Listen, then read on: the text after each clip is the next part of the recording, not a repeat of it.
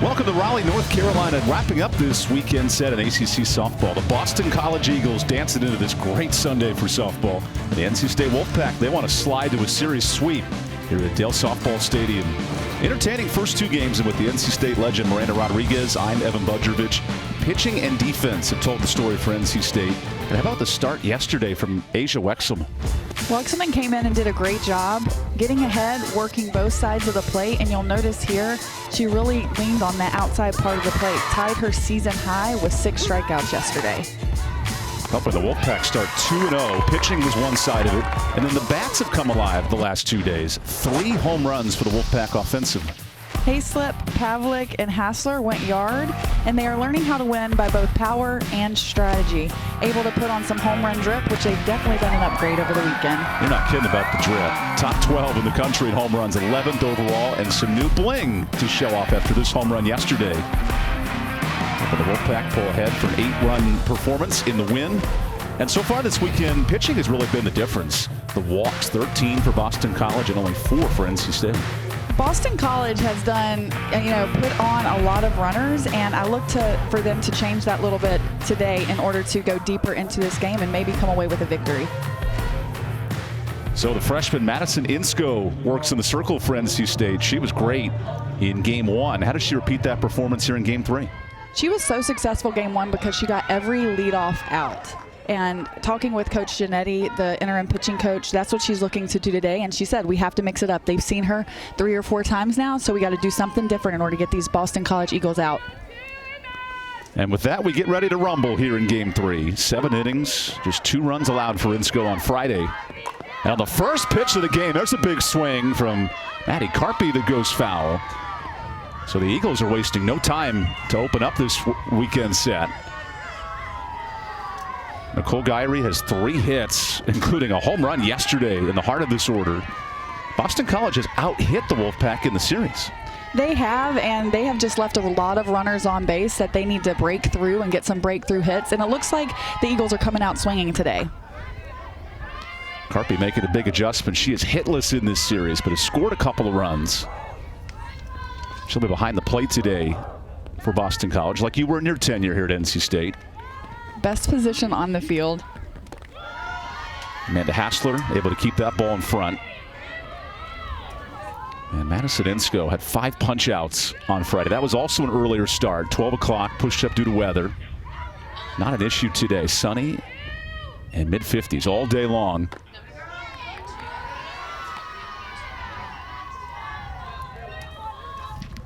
You know what, I misspoke. 45 degrees is the actual temperature. It feels mid-50s in here. It is chilly out there.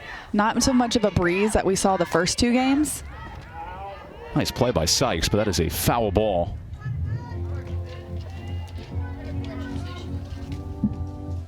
Boston College off to a great non-conference start. Now wanting a signature conference win to open up the slate.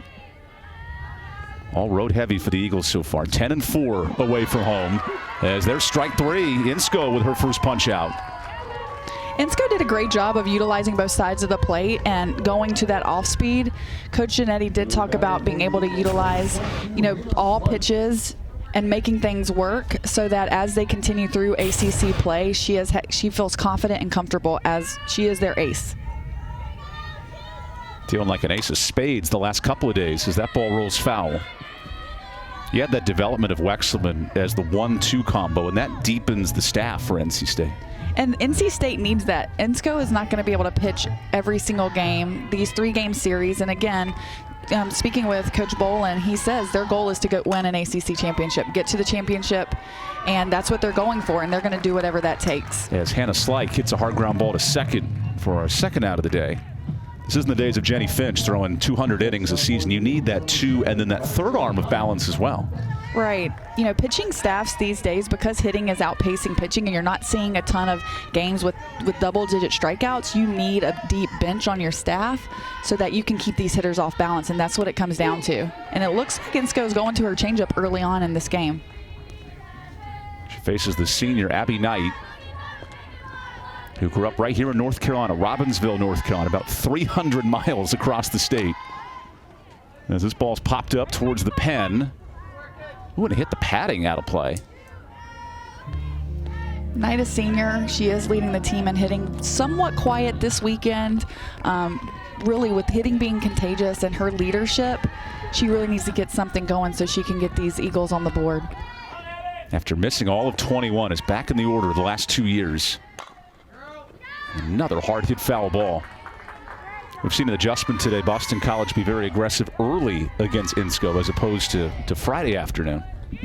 And that's what they really need to do. When they're getting behind in the count, they're having to swing at, the pitcher's pitches instead of theirs, and being able to get ahead early and get some foul balls gives you confidence. It's a good battle here between Knight and Insco. Abby is 1 for 6 in this series. Still the top hitter in terms of average in this Boston College order. And Insco goes to the rise ball for the strikeout.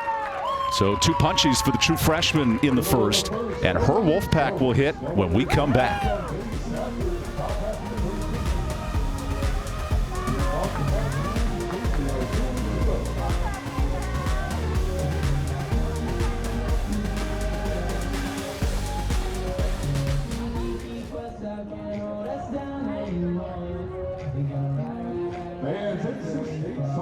Single game tickets on still on sale. GoPack.com.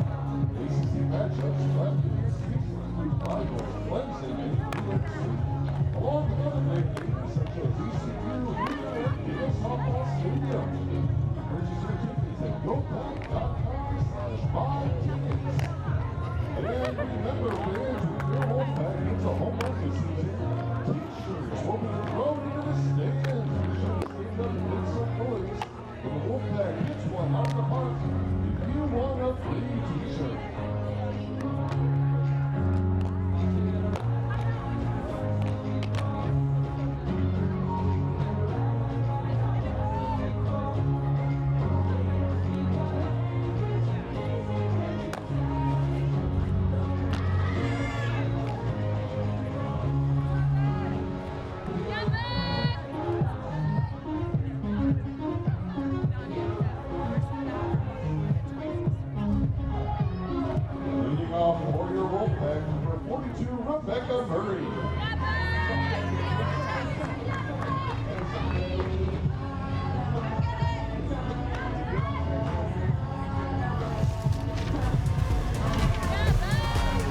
We are spoiled with aces this weekend. Susanna Anderson checks in for Boston College. A tough outing on Friday with some of those walk issues, but a tremendous strikeout pitcher for BC.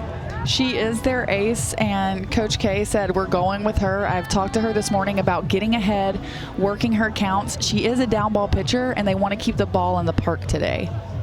Facing an NC State order with 3 home runs in the series, including Caitlin Pavlik, who came to life, hitting second for Coach Devin Bolin. And now this Wolfpack offense goes to work.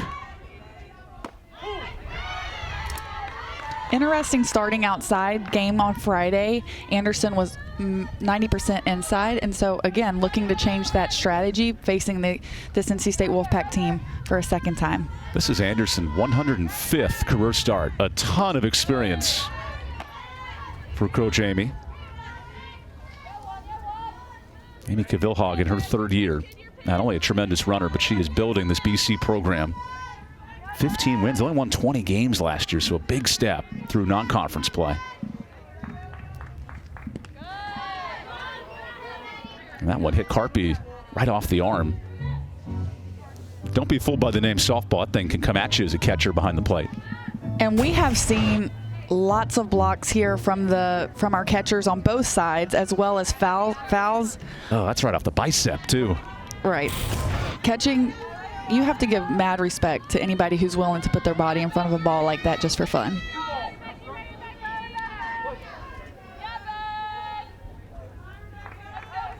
Rebecca Murray leads things off for NC State.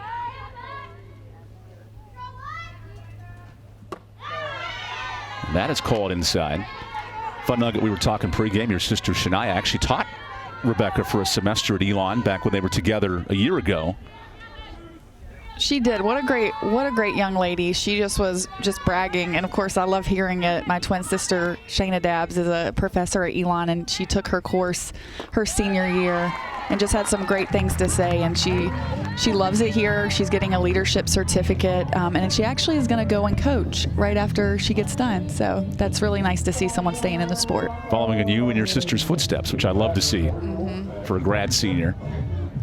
There's a walk for Anderson early. That was her undoing on Friday. The 6 free passes. It's that fine line of pitching to contact in a big park, but also avoiding putting runners on.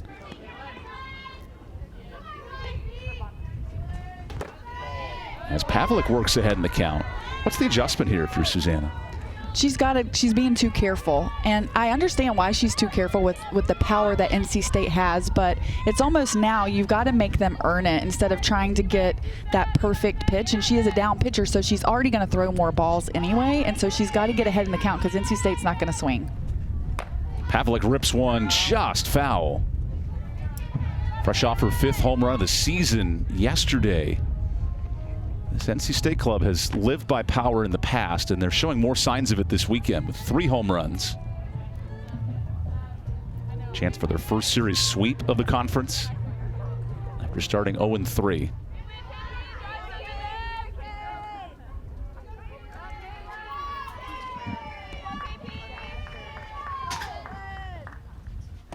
Anderson misses inside with the heat. And I did talk to Coach K about how long are you going to let Anderson go if she is walking, if she is hitting. And she said she's got to learn to get out of this. She is our number 1. And Dunning as well. They both are interchangeably number 1. And I said, do you think you'll go to Dunning if she's walking? And she's like, I'm not sure. It really depends on how the game is going. But I've known her for the last 4 years. And so I know what she's capable of. And so that's what she's looking for here. How does she adjust? Because she feels like that's going to help her down the road in ACC play. A reigning 3rd-team all-conference pitcher, and to get on that group among some of the best in the ACC is no easy task. Boston College will go as far as Susanna Anderson can take them this year. This is her 12th start.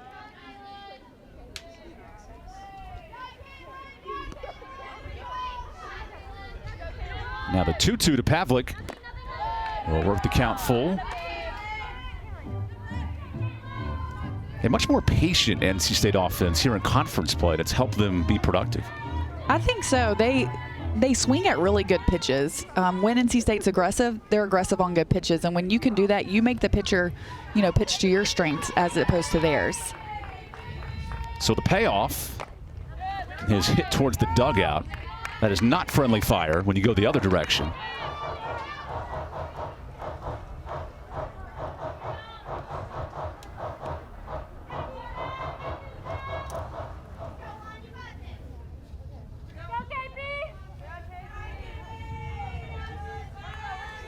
We'll try this again on 3-2. Anderson versus Pavlik. And a second straight walk opens up the first inning. This has really been their Achilles heel, and that pitch is actually a really good pitch, but not when you're not consistent. The umpire is not going to give that. Now, if you're consistently hammering the strike zone, he may give that, but because you are not and you're what we call is wild because there's no consistency behind each pitch, he's not going to give that. I think it's a great pitch, but not on a 3-2. And this is where the heart and the power of the Wolfpack order. We showed you in the open, Amanda Hassler, one of the 3 home runs for the Wolfpack this weekend.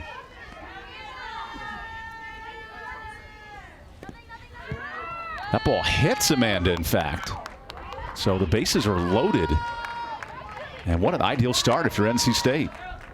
And this will force Coach Amy Cavilhog out there to talk to her pitcher. And Coach right now is going out there and telling her, like, we need you to settle in and give us an opportunity to let your defense play. In the opening, we talked about NC State, or Boston College out hitting NC State, and the walks is what has really been detrimental to their success in getting a win here. And this NC State offense averaging 7 runs a game in the series. It was the exact opposite in the week prior against Notre Dame. This is a big response to see Carson Shaner working at third base today, leading this offense. Coach Bolin just said, speaking with him earlier that there's just a lightness. They've taken away that home run pressure, and so he feels like they're swinging lighter without the pressure of having to hit a home run, but more so, what can we do here to just score runs? So Michaela Marbury hits with the bases juiced here in the first.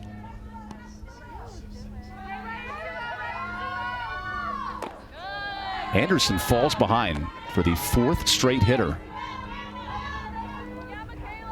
Playing with fire here in game 3. And great opportunity for NC State to get some runs on the board.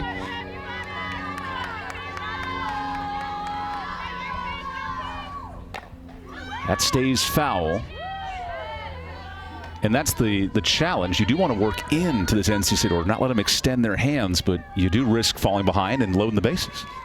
That's exactly right. It's a fine line between those two, but that's why you're an elite pitcher, and that's why you're in this position. You've been called for game 3 is to make that happen. And if you notice, NC State has been getting jammed when they have swung, so really mixing that up.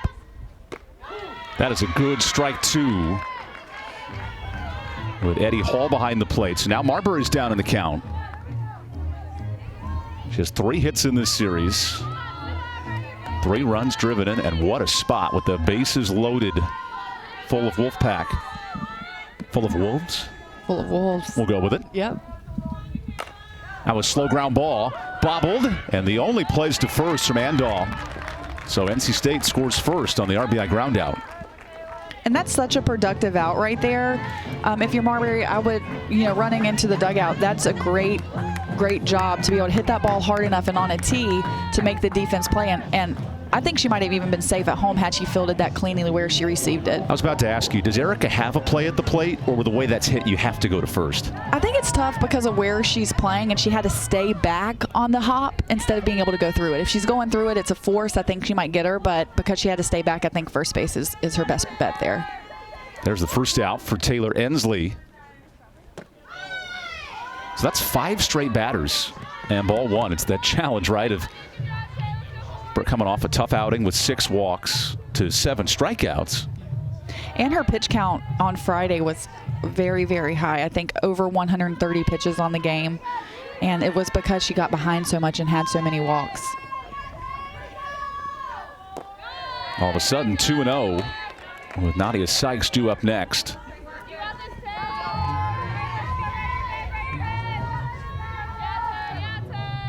So Wolfpack team that scored first on Friday, fell behind on Saturday, but came back for the 8-4 win. And now jumping ahead here in game 3. Oh gosh. Carpy took the tough end of that foul ball. What a warrior behind the plate.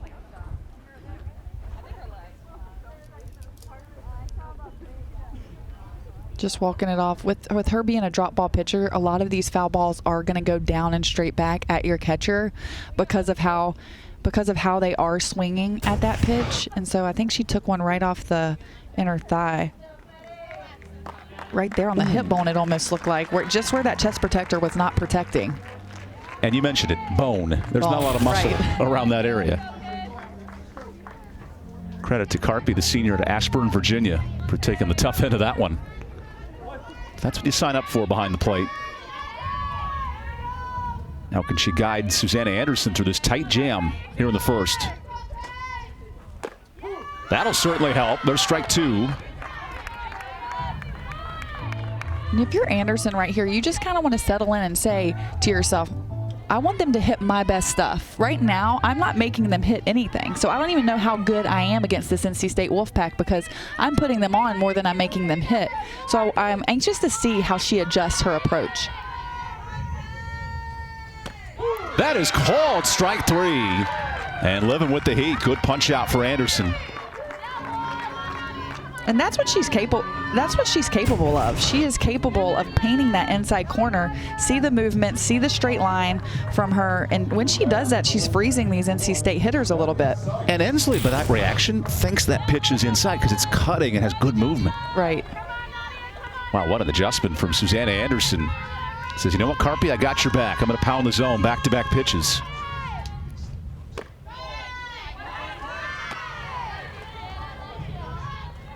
So Nadia Sykes works ahead in the count. She is hitless in this series, but has scored a run for NC State. And what a chance. Bases loaded, nobody out, only one run in. It might stay that way with another strike. I love that reaction, too, from Susanna. She's fired up. I mean, nobody wants to be beat the same way twice by beating yourself. So finding a way to get within her side herself and kind of give some energy back to this Boston College defense. The fifth-year senior working out of a jam. A career ERA sub-3. And she was all the way back in 2019. Took a lump of losses. 6-19 as a freshman. Was the ace of the staff at that point and has continued to develop. Third-team all-conference last year. Now on her debut conference weekend, nearly hits Sykes, and the count's 3-1. And if you notice, when those balls are tailing in so much, she is falling off that side of her. If you look at the pitching lanes, she's falling off. And when she does her best, she is staying strong on that line. And so I look for that to be an adjustment when she comes in for Coach K to talk to her about. She did say she does that a lot in practice. And so really figuring out how to do that. What a response for strike 2. NC State has not put a ball in play other than a ground out, 2 walks and a hit by pitch.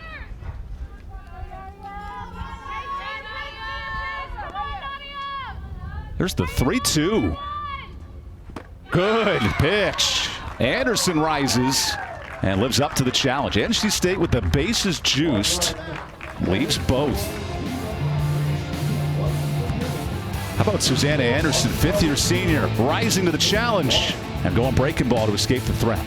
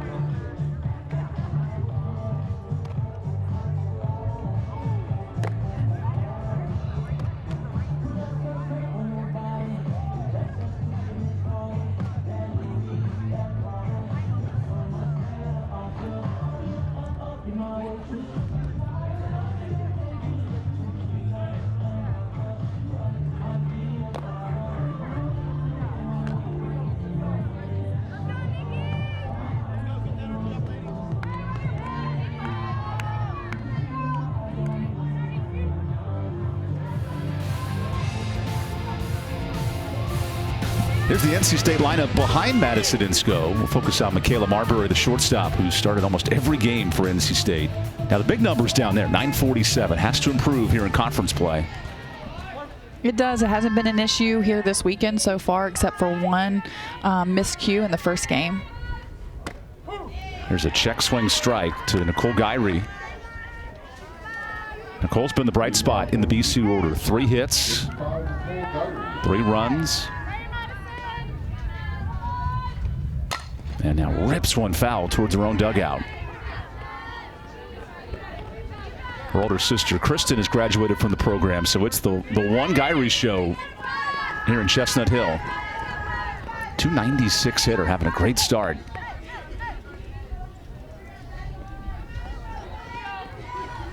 Insko working quickly. Good snag at second, Lambrecht, and she recovers to make the out. So you put defense on the board, and there you go. Insko's doing a great job getting ahead. She's not throwing very many pitches, and they have definitely changed their game plan. She started out, she threw 2 changeups to that batter alone, and so I think that strategy is going to end up working for them, being able to work both sides of the plate and change speeds. Insco went the complete game, 5 punch-outs on Friday. Cameron Warman, the DH, hit second for Boston College. This is only Cameron's 12th start in and out of the order for the Eagles. Club entered this game hitting .250. This ball is high, but it'll stay in the park. And there's the second out for Pavlik. And that's the big difference of launch angle from a 250-foot nuke and a 150-foot pop-up. Exactly, right under it. A good pitch to hit to put some good bat on, and she just got right under it a little too soon. That is the challenge when you play at Dale Softball Stadium. You see a shorter fence, you get a little home run aggressive. It works both ways. We've seen 5 combined home runs between the clubs. Erica Andal, our first slap hitter of the series, steps in.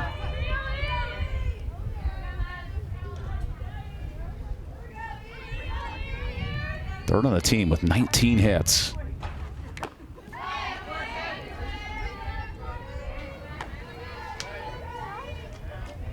This is the type of batter that'll test a defense more than anyone. She already has 3 hits in the series and so elusive out of the box. Yeah, she can put the ball right in front of the plate and put that pressure on the defense, and she's safe every time. It's a tough out when they have that kind of speed and a head start, really, when you think about how far up the first base line they can get once they've contacted the ball. And especially the last 2 years with umpires being more stringent on having 1 foot in the box and monitoring that for slap hitters makes it even tougher to execute.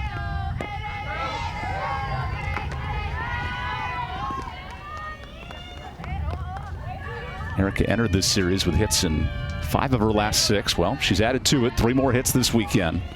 Just an on-base machine for Coach Cavilhag. And now works the count full.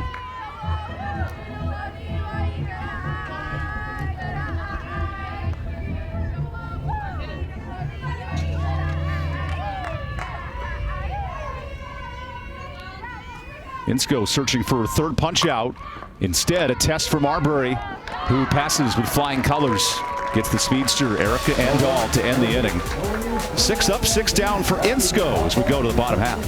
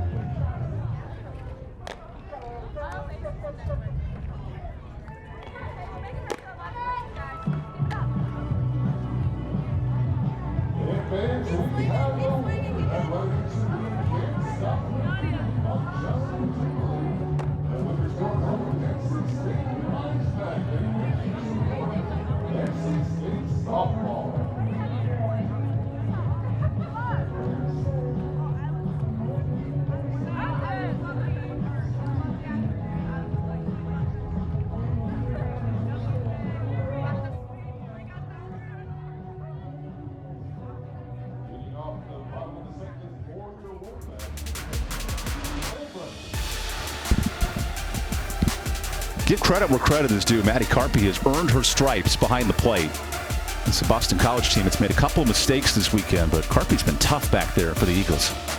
She has, and the Eagles really, their defense has got to pick it up a little bit, especially with Anderson being a drop ball pitcher. That's the name of the game, is ground balls and ground ball outs. These two teams will not light up the lamp in terms of stats defensively, but looking to clean things up here in Game 3. Bottom third of the NC State order. Kaylee Lambrecht will start things off. Now she tries to bunt. And a lot of times when you try to bunt yourself on, hitters will go up in the box and put that ball forward, but she was a little late on that one. Yeah, it was more of a sneaky sort of drag bunt to get the defense coming in. If you noticed, Boston College is playing very back, and that's because traditionally NC State does not bunt. Coach Bolin did talk about their approach to the small ball and gave all of his hitters permission to bunt anytime they wanted to. They don't need to be told to or asked, which is very unique when you think about a team who has been more focused on power as opposed to the small game. That was ranked second in the ACC in home runs, so it's not only trying to hit the big fly, but when you see the opportunity. That's been the change for this offense the last 3 weeks. With Devin Bowen and Carson Shaner operating a lot of this offense for NC State.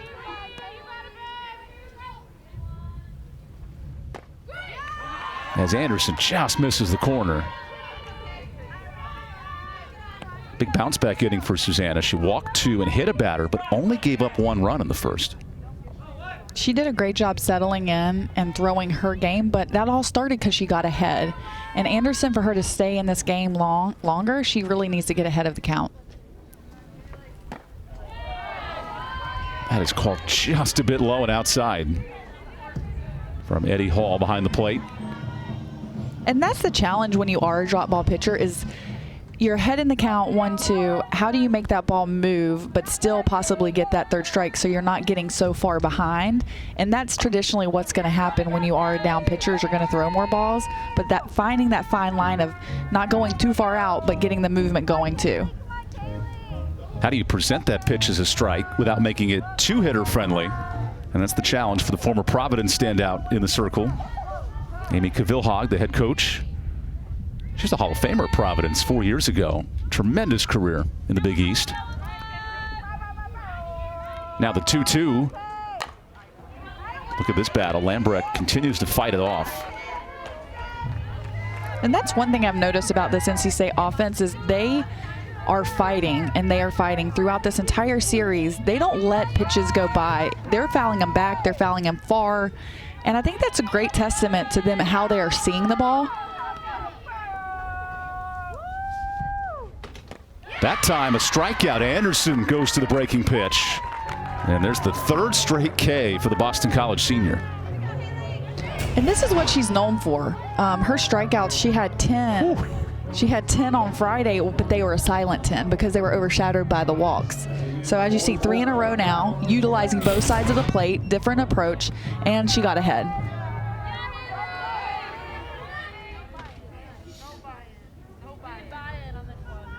There's Haley Hayslip for NC State looking to break this 3 strikeout stretch.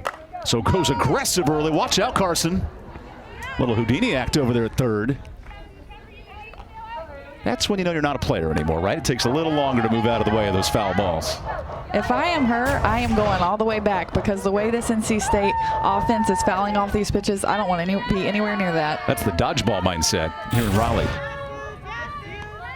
If you can dodge a wrench, you can dodge a ball. There's strike 2 to Hayslip, and all of a sudden Anderson has found that outside corner in this inning. When you're facing such a powerful offense like NC State, you have to utilize both sides of the plate.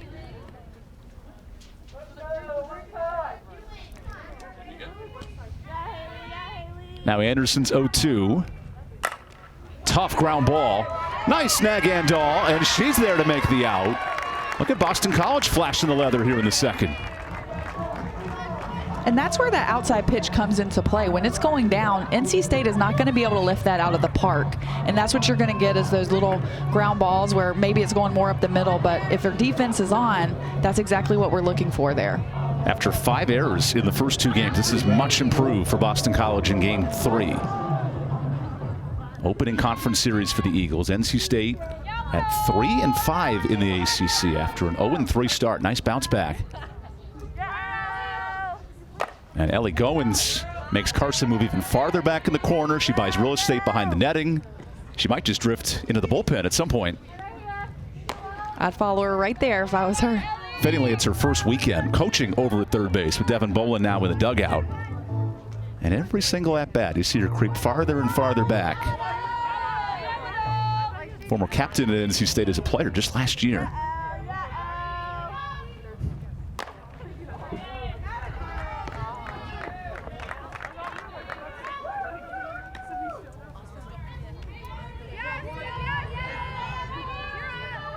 That is not a friendly place to be with all the foul balls here from NC State. Feels like Gilligan's Island when the offense is fighting off pitches, working the at-bat. Here's Ellie Goins on 0-2.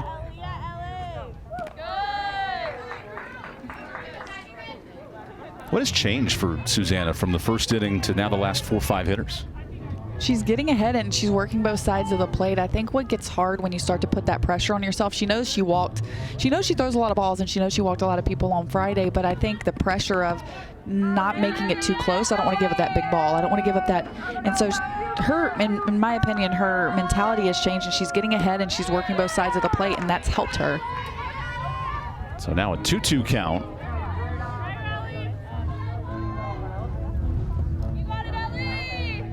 Ellie has 2 RBI, has a couple of hits in this series. All 9 players have reached base for NC State, winning the first 2 convincingly. And now our 4th 3-ball count of these first 2 innings. That has to wear on a pitcher a little bit, first time through the order. It really does. I mean, we're only in inning 2 and she's almost at 50 pitches. So if that tells you how many balls she's throwing and how long can she last doing that? Is she built to last, or is this going to be a tough second? Whoa, that's just outside. No swing.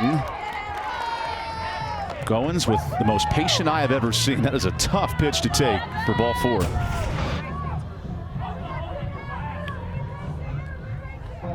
Wow, and that drop ball was just coming back to the corner.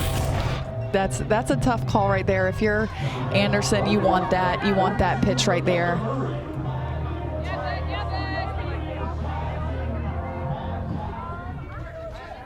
So instead, the top of the lineup now for NC State.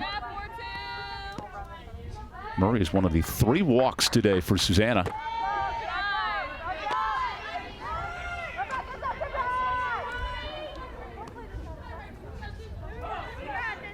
After issuing 6 walks on Friday, looking for a bounce back here in Game 3. And NC State, over the course of the weekend, has been more aggressive on the bases. This will test the defense. Gyrie comes in. Good turn to first. And the Wolfpack strand 1. We got a 1-0 game through 2. Much better defense to wrap up this series.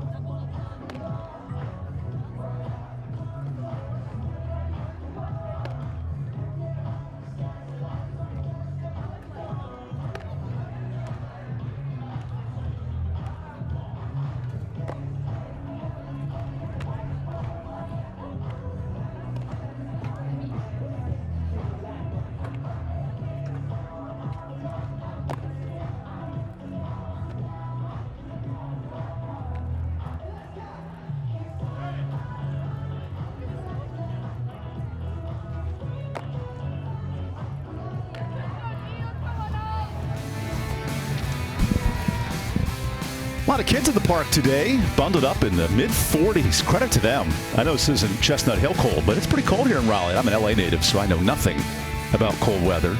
Alongside Miranda Rodriguez, former NC State catcher. We gear you up for the 3rd inning. Wolfpack looking for the series sweep. And Boston College now to the plate. Ooh, that's a hit by pitch to get things started.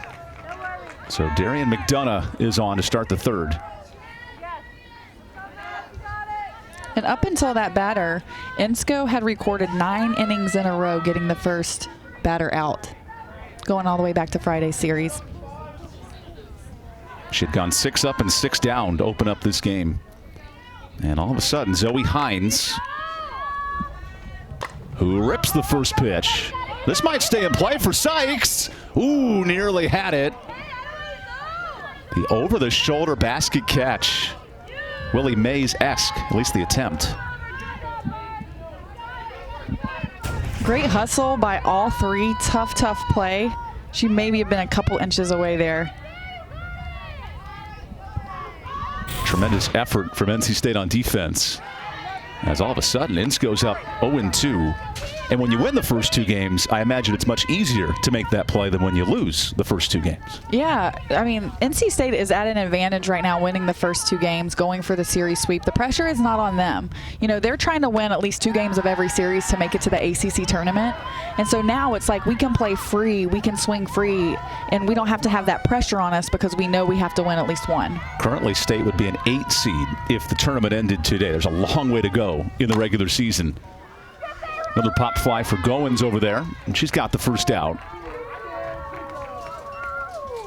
Because all of a sudden, you think about it, 10 of the 14 make it. So a third of the league does not qualify for the conference tournament up in South Bend. You want to pick up wins early and start with a nice record.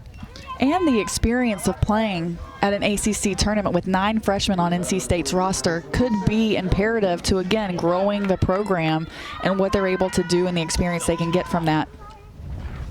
Callie Case goes after the first pitch.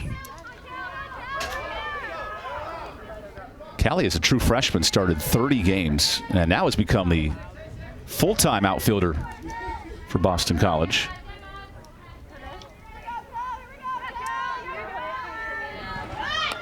Now that ball accidentally hits her bat, and she knew it.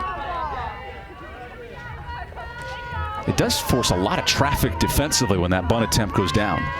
It does. Everything changes. Your third baseman has to play in. Now your second baseman is covering the steal. So it really does change the impact of the game when we have slappers up. Yeah, this is my favorite matchup. Slap hitter versus strikeout pitcher. We saw Deja Davis of Duke dominate the ACC as exactly that. Slap lefty who could get on a ton. And that's the role Callie Case would love to fill here in the 9-hole for Boston College. Old school choke up with the bat, and there you go, dead in the softball in front of the mound. Whoa, the throw pulls the first baseman, and mission accomplished. The speed of Case gets on. She does, and that is what it is about being a slapper. It's putting the ball on the ground and letting the defense play. And unfortunately, poor execution there by Insco. I'm sure she wished she could get back, but that's what happens when you're that fast. So on contact.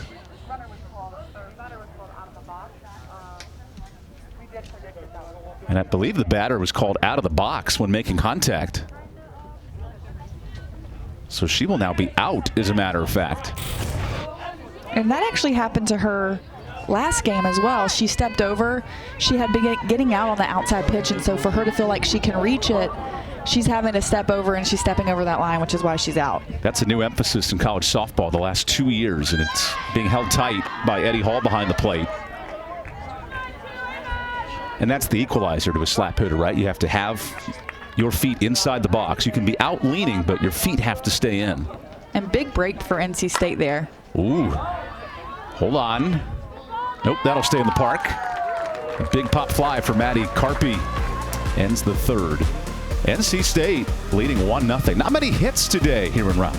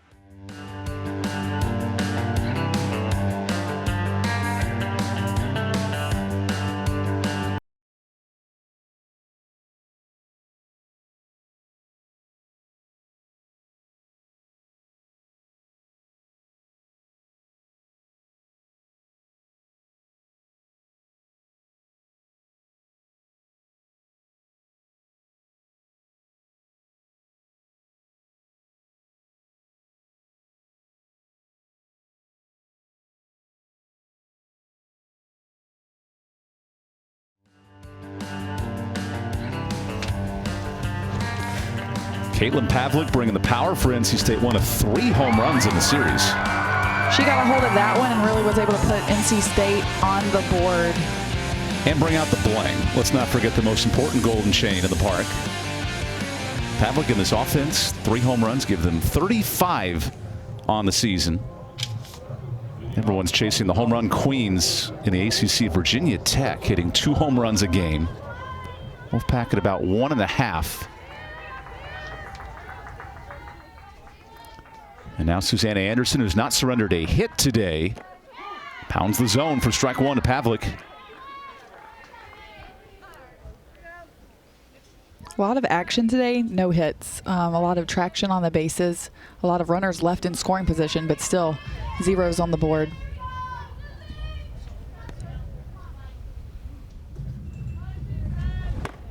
All of a sudden, Susanna's found the zone very well, 0-2.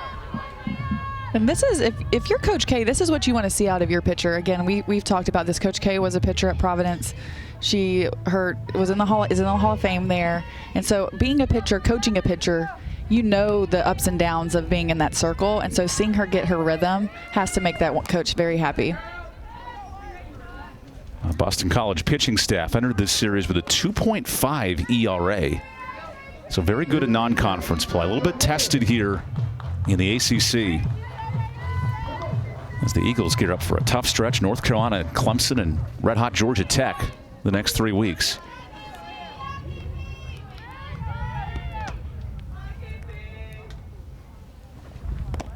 Good stop by Carpy. Pavlik was one of the 3 walks, and along with a hit by pitch. That was early in the game, all in the first and second inning.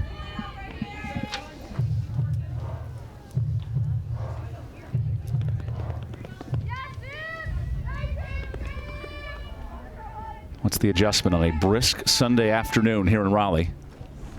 Well, the rise balls, it's popped out of play. And that's the benefit, being able to work all sides of the plate and utilize all of your pitches. We've not really seen her go up in the zone much at all. And then great foul back there by Pavlik, really seeing the ball here.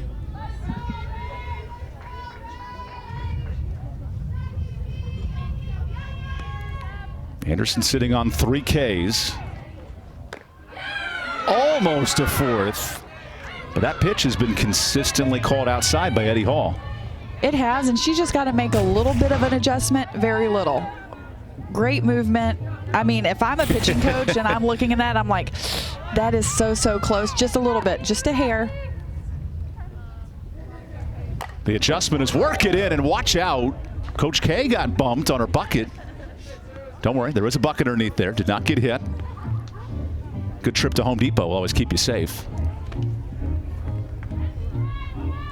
These foul balls are hard off of these NC State hitters' bats. They're really seeing the ball and really getting a great piece of the bat there. Just a lot of them are going foul.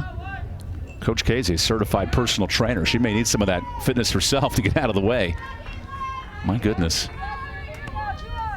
So let's try this again on 2-2. And another foul ball. Good battle brewing here between Pavlik and Anderson.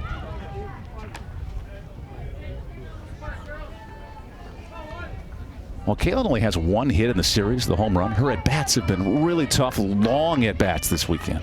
Very long. These NC State hitters are going deep in the count even when, Boston College pitchers are getting ahead. And so that, again, tells you this fight and this aggressiveness by this NC State batting order. This will now be a 10-pitch at-bat if the count works full.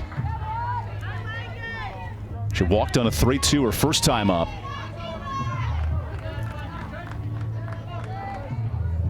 This is the adjustment for Caitlin Pavlik, the Pitt transfer, getting her first taste of the ACC in red and white. Goes down on the changeup. What a response by Anderson for her 4th punch out. Tonight, all the ACC has you covered with highlights and breakdowns of every March Madness game the ACC teams are playing in. Our coverage begins after the men's women's second round games right here on ACC Network and the ESPN app. Duke women with a big win last night. They'll play Colorado on Monday. Of course, Virginia with the upset loss. There's a lot of ACC teams still cooking. Notre Dame women on to the second round. No Olivia Miles, but I'm curious how far they can go. Who's your national champ pick on the men's and women's side? You know, I have 2 small kids, so I haven't even done a bracket yet. No, hey, that's part of the battle, right? Yeah, I'm like, gosh, it's bracket time, and I didn't even do one. I did get to see Arkansas upset Kansas, which was fun game to watch. So. Are you going to twirl your shirt around after a big win? I was like, okay, Mia Hamm. Yeah, that's a great point. The dream team for the U.S. as that's fouled off by Amanda Hassler. But you got to love the personality, and you just saw the athletes connect, and that's what it's about. And seeing the interview after the game, and Eric Musselman grabbing a star player, him crying, and it's just like you just won. And sports can bring so much emotion, win, lose, whatever that is, out of you, and that's one of the reasons why college sports is so amazing. And a 5th-year senior going to work, Susanna Anderson.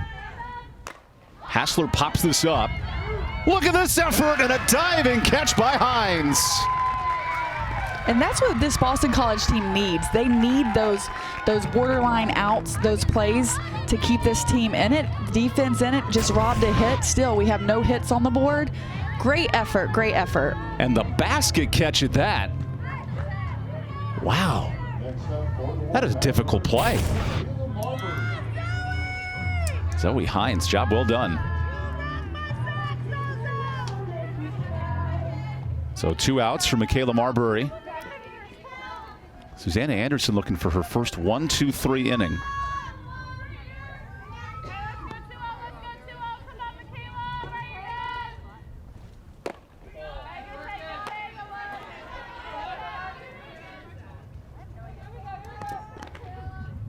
So Marbury is now 3 for 7 in this series. Fresh off a quality weekend against Notre Dame with a couple of home runs. Marbury's really seeing the ball well. I mean, even her ground ball to the second baseman in the first inning to score that run. She has been seeing the ball well. The hits may not show that on the stat line, but she's been on base a lot this series.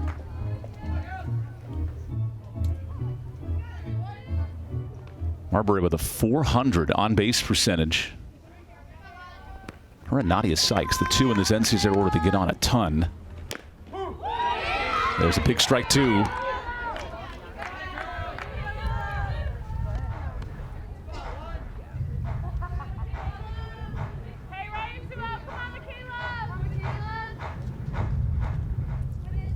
Susanna Anderson sitting on 4 punch-outs. Hard liner to second, and Dahl is there. And the defense of the Eagles soaring in this 3rd inning. 1-2-3 for Susanna Anderson. We got a tight one here in Raleigh.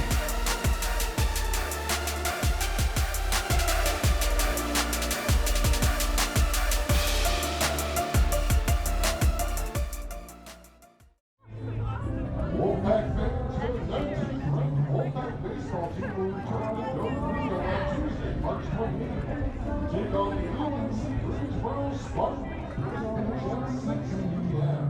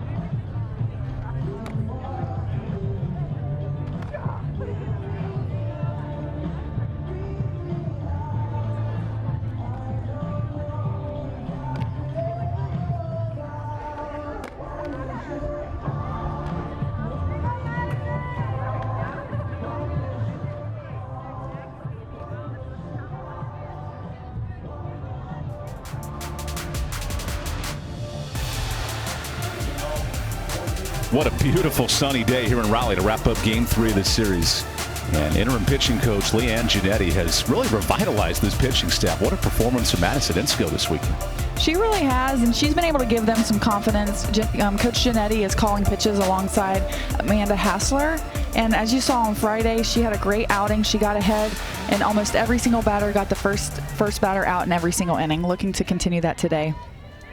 Insko dealt on Friday, now working ahead here on Sunday. Good composure by Sykes. And Madison Insko putting up a ton of zeros in Game 3. And that's the type of pitcher she is. She's not going to blow it by you. She's going to work on spin, and she's going to work on getting ahead in the count and really utilizing your defense. And if you notice, when both defenses come to play, it's a great game. Like, it's a great game to be a part of, and it's still zero hits on the board here. Her season high 7 strikeouts, and she lives with balls in play. Like that one that's almost caught. Ellie Goings nearly jumped over that wall, having to brace herself.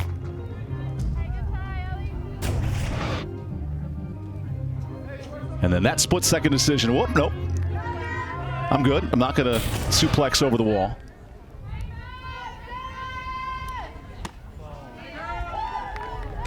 Ellie Goings is big on pregame music. She loves the hype and the atmosphere and the vibe. And maybe wonder if you play like a Who Let the Dogs Out. She jumps over the fence and tries to catch that ball. We got to see some great dance moves preparing for the game today. Energy and enthusiasm important for these early start times. Teams get here around 9:30, 10 o'clock. And Abby Knight right in the middle of this BC order. 1 for 7 in this series. Late on the fastball. That's a great pitch. That's almost in the river there, tight to her hands. Abby Knight, she does crowd the plate. If you notice, her feet are right by the batter's box line. So to keep that tight and in. Now a change of speeds, goes right back to Insko. Now when you say the river, what is that hitting spot, or what is that pitching area? So the river is the blank space between the plate and the batter's box line. So that is where you want to pitch when you're ahead or when you're trying to get something tight to hit off the handle. And so we call that the river, or if in pitching terms, we call that the 5 or 6 spot if you're going inside or outside. So if we're like hit at the 5 spot, that's the river for us. Great perspective from a former NC State catcher, Miranda Rodriguez. To play off a reference then is the avalanche down the middle where you give up the home run and the ball just soars out of the park? Yeah, that's the red. You are no red. Keep it out of the red. And that's what Coach Giannetti said yesterday. She said, I've told my pitchers, whatever you do, keep it out of the red, no red. And she may have used some language we can't repeat on TV, but no red. There's the interim pitching coach who formerly served from 06 to 11 on the staff. And I had the ability to work with her my senior year. My twin sister was a pitcher, and so we have a close relationship with her and what she's still doing in the softball community. And so it's a great opportunity for her to come back and give, her time and her talent to these girls as they prepare and have dreams and, aspirations. And so it's been fun to be a part of. There's a walk to extend the sitting for Nicole Gyree. Because Leanne's contributions, of course, with you and your sister, but then coached the 2007 ACC Pitcher of the Year, Abby Sims. There's a legacy and a tenure with her contributions, and now coming back to help guide this pitching staff. Exactly, and Coach Giannetti knows what it's like to use a staff, and I can speak from that just from playing for her. Abby Sims and my sister were a 1-2 punch back in 2007, and her expertise and her coming in and being able to do that after a Hall of Fame career at USF. And given some of the coaching changes and opportunity to add a third coach, this is very important. NC State letting Amanda Hassler call a ton of the pitches, but that guiding voice, right? Someone who's been through that road before. And honestly, your team is only as good as your pitching. You can have a great defense, but if the pitchers walk too many or if they put the ball in the red and it's going out, you have no chance to defend that. So having a dedicated interim pitching coach to work with this staff, it's going to take a staff for them to win games. And we've seen that with Wexelman's advancement over the last couple of weeks. Insko as a freshman being able to do that, that direction is instrumental in order for this NC State team, again, to reach an ACC tournament. Holding Boston College to 6 runs in the first 2.5 games. Team that came in scoring about 6.5 runs a contest. And here's Cameron Warman, who's 0 for 1. A little more energy coming from the Boston College dugout. Big inning. And now a big pop fly to Lambrick. That ball finally comes back down to earth. Madison Insko, 4 innings, all scoreless, putting her team in position for a possible series sweep when we come back.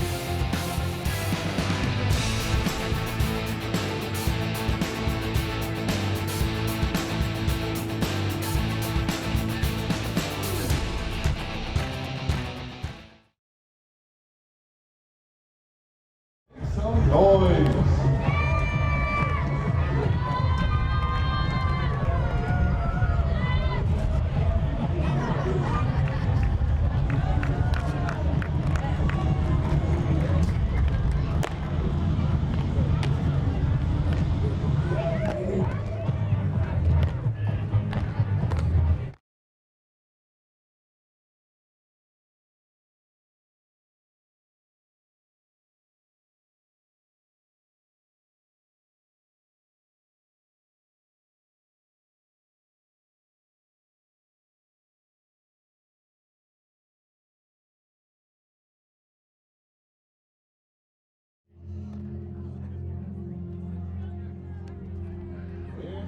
This time we'd like to welcome Maddie into our press box to be our assistant Wolf announcer of the game.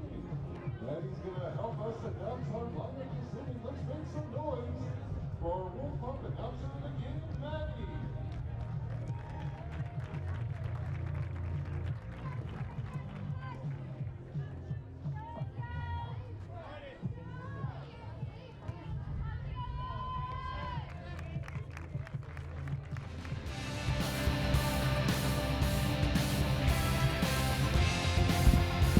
Boston College entered this series in the bottom third in strikeout to walk ratio, and that walk number through the first 2 games, a little difficult here if you're Coach K. It really is. I mean, the pitching staff known before coming into this series for walks, but 16 through 2 games really have to do a better job of getting ahead and making this NC State offense earn their way on base. So Madison Insko will sub into this DH role for Taylor Ensley and hit for her own cause in the 4th inning.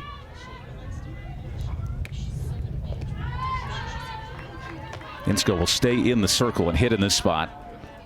You do wonder, it's 1-0. Let me help the cause out and get in there and swing the bat a little bit. She has great numbers. Right. Prior to, a little bit change in the coaching staff and things like that, she was hitting and she does have a really good bat. So I like the idea. And that's why you have that DH flex role. So she's been in the flex position as just a defensive position, but you can switch it out and you can put her into hit. Taylor Ensley is still in the lineup, but she's off of it, like off the roll kind of right now. Insko down 1-2. Her last hit was against Notre Dame on March 10th. Most recent home run, February 24th against Penn. So showed some power early, like you mentioned. Really more in a pitcher-only role the last couple of weeks. Let's see how she steps in.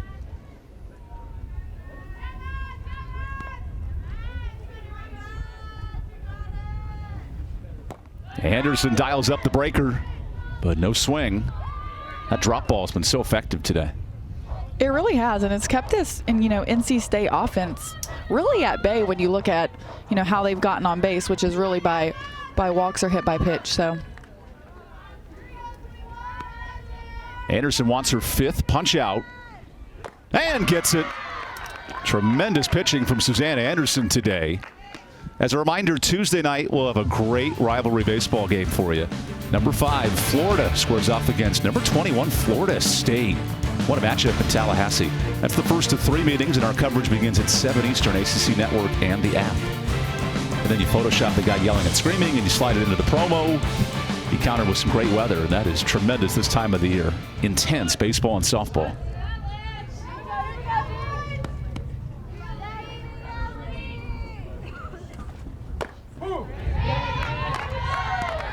So NC State with 1 out, looking to manufacture some offense. Libby Whitaker comes in to pitch hit here for Nadia Sykes. And what you'd like to see here out of Libby is a great at-bat. You want to see her swing at quality pitches, no matter the result, and get comfortable. I talked to... Well, there you go. As a base hit right up the middle, preaching it into existence. There you go. Took the words right out of my mouth. I did talk to Coach Bolin about when things are working, like the 2 wins that they got on Friday and Saturday, how do you keep your bench from getting what we call stale or cold? And he said, when they get opportunities to see live pitching or get in there during the game, making the most of those opportunities. And so Libby did that right there. And now Sykes will re-enter as the runner here for NC State. So very effective role for Whitaker. He also mentioned in that conversation using midweek games like Radford on Wednesday, balancing those with weekend games to get reps and experience. Yeah, because it's going to take a whole team. Very rarely is it you ride the same 9 to 10 players throughout the entire ACC conference with nagging injuries, things like that. You really want to make sure that your bench stays deep and you can pull anybody off at any time to be able to see success. Now can either of these teams find some offense? That was the first hit for NC State today. A lot of goose eggs on the scoreboard so far. Kaylee Lambrek, a strikeout victim back in the second. Now a back pick. Whoa, Nadia Sykes wanted time called right away as she was getting doinked on the head.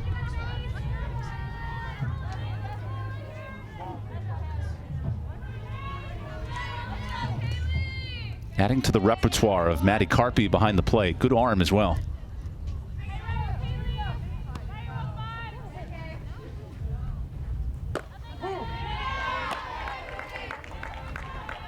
With how little offense we've seen today, how would you try to manufacture runs if you're NC State? I want to keep the defense true. So Lambrick did try to put a bunt down last inning that she was up, and so maybe producing some small ball, especially because with the drop ball, it's going to go down. And maybe hit and run, stolen base, something like that to make the defense have to shift and get them maybe leaving early, especially because a lot of the ground balls are to second base and to shortstop with the type of pitcher Anderson is. Maybe get in the middle infield having to move so that they're not in their place to be able to field the ball. Another hard ground ball for Lambrick. To your point, 4 ground ball outs for Susanna with the 5 strikeouts. She has put some balls in play. BC's defense has lived up to it. After a tough start in the first 2 games, much better defensive play here in Game 3. Yeah, and if you notice with those ground balls and the strikeouts, she's not giving up pop flies. So if it's me and I'm in NC State, I want to get those runners closer to scoring position, 60 feet closer. That's my goal. This will test the defense. Gyrie to second.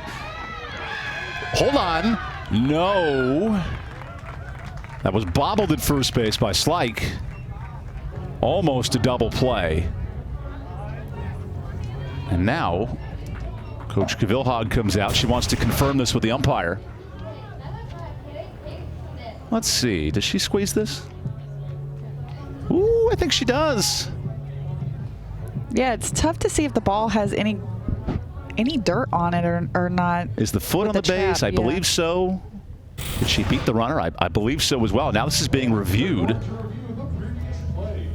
So the umpires will take a look. At first I thought Geyer was close enough to maybe take it herself. And the way Slike presented with her glove, it kind of looked like it fell out, but I don't actually think it hit the dirt. I don't either. You know, and the momentum, Andal didn't really have a lot of momentum on that. And so, you know, at first when I'm seeing the play happen, I'm thinking Geyer should take that herself, but she was maybe a step or two a little too far looking at the replay. If this is overturned, it would be the 11th double play turned by Boston College. Because in terms of timing, she beats her. I think it might have been just the way that she kind of looked at her glove and looked down, too, that the umpire was like, Do you see any bit of yellow?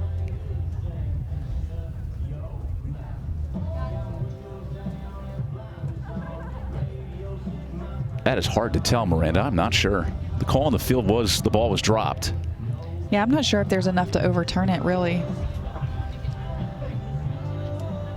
You do get 2 reviews, so great opportunity to use one now.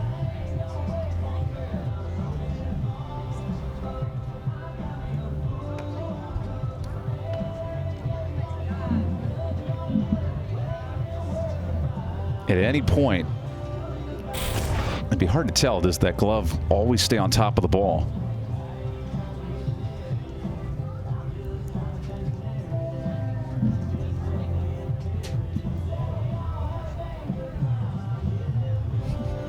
Well, looks like we have some commentators here with their headphones on. Communicating possibly to the umpires? Wonder if there's a direct line. Sponsored by Powerade. Certainly fun to see the ladies having a good time. A little different conversation in the Boston College huddle. Yeah, they're over there just waiting and waiting and waiting. Okay, here comes our final ruling.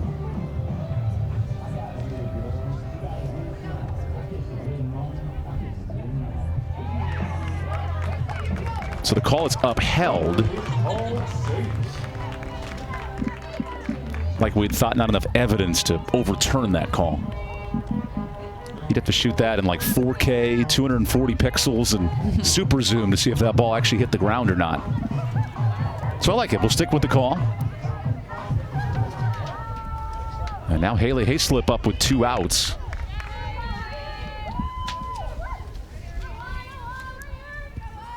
Good point.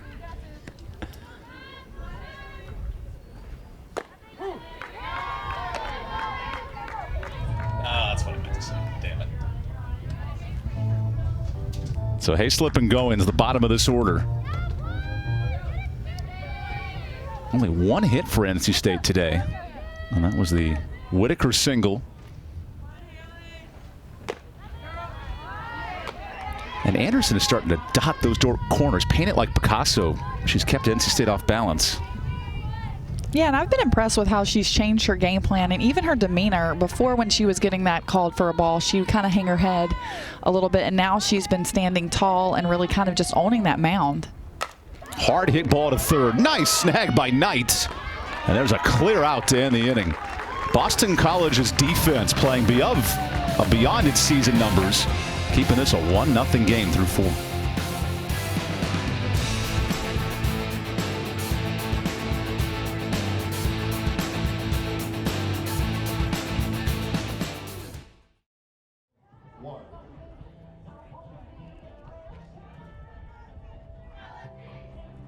Fans, let's hear it one more time for Matt, who did a phenomenal job as the Wolf Pumper announcer of the game. Thank you so much, Freddie.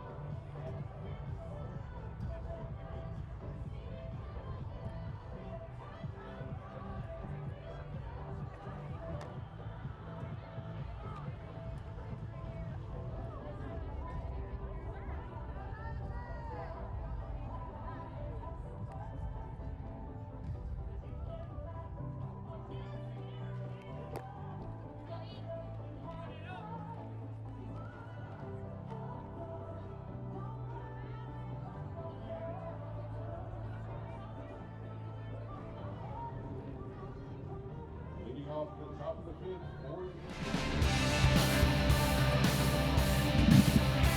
Wrapping up this 3-game set here in Raleigh. Boston College, NC State. Defense has told the story today. 1 combined hit between the 2 clubs, as the Wolfpack search for their first sweep since April of 2021. It's been a minute. Boston College would love to play spoiler here in Game 3. And Erica Andal almost turned a double play last inning, leads things off. She goes after the first pitch. This is, oh, it's dropped in fair territory.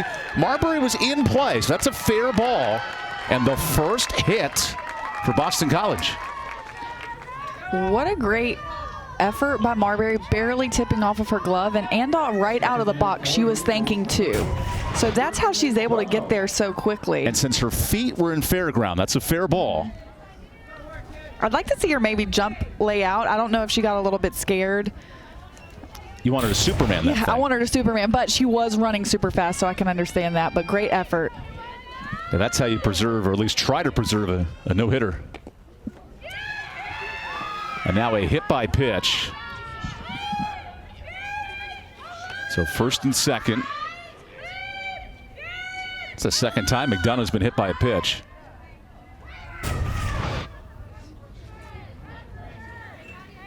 Oh, that's the bottom elbow. There's no protection down there. And they call that the funny bone, but I guarantee she's not down there laughing about any of that. I'm sure her hand is ringing numb right now.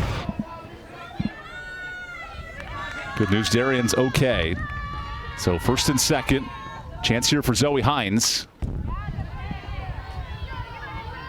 And I talked to Coach K, before the game started, and she said, we just need that breakthrough hit. I would not be surprised here if they try to lay down the bunt and get runners on second and third instead of going, for some big swing here. She wants to really make them play defense.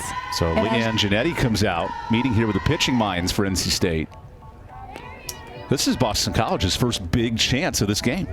And early on, yesterday they really went a little bit dry and didn't get anything going until the 7th. And so being able to start that a little bit earlier with NC State only having a 1-run lead, could see something happen here for the Boston College Eagles. BC team off to a great non-conference start and voted 12th in the preseason poll. They want to pick up a big win. Hines looks to bunt. Laid down nicely. And the only play is to first. Listen to that reaction from the Eagles. Yeah, great decision, smart, getting them second to third. And this Eagles bench is pumped.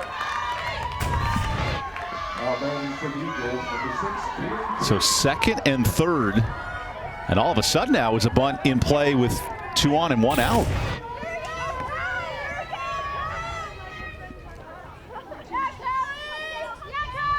Another bunt, but no contact.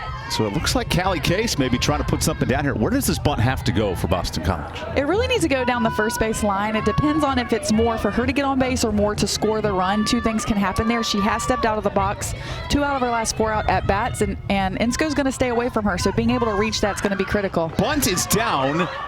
Runner comes to the plate. Save! Erica Amdahl scores to tie it up.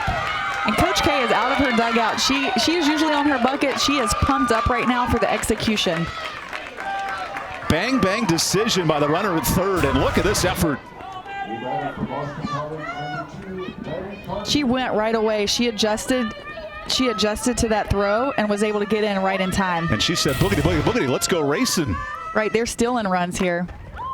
All of a sudden, a chance to take the lead here in the 5th inning.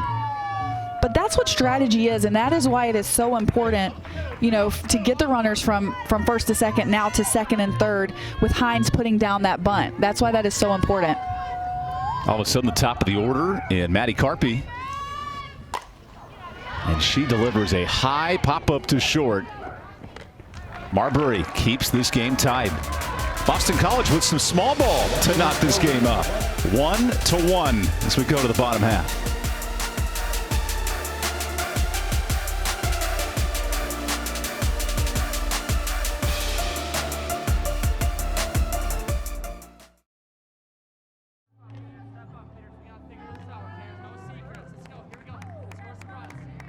All right, fans, on your feet. It's time for the 5th inning stretch.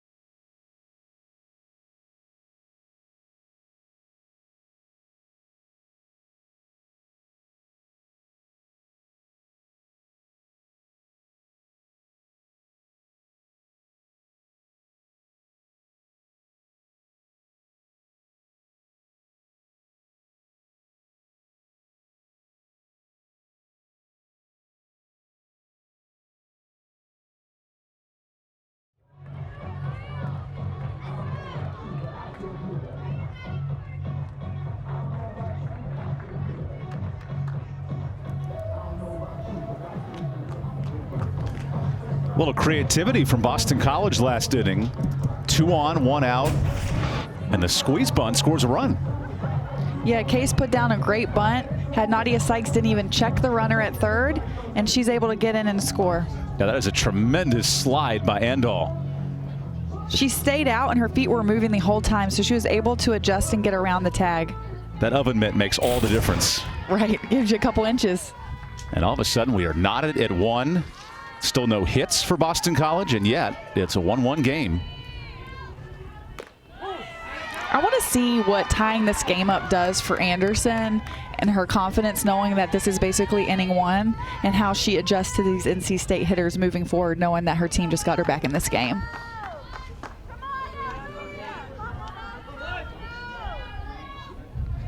Ellie Goins, 9-1-2 in the NC State order. Big swing and a miss. Remember, Anderson's give up just 1 hit. It was last inning. Otherwise, nearly untouchable. Maybe her biggest flaw is the walks. It's been really dominant otherwise. And she's really settled in this latter part of the game and is throwing more strikes, getting ahead, and challenging this NC State offense.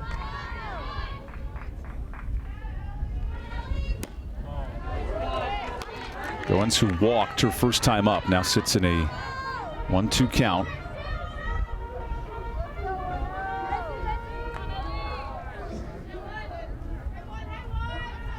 Ellie Goins has 2 hits in this series. 2 of her 3 career hits in conference play for the true freshman. Did she go? No. And Anderson stayed outside all on Goings. I wouldn't be surprised if she tried to jam her in here. Goings may be a 9-hitter, but she's hitting .317 for this Wolfpack offense. Great punch down at the bottom of the order.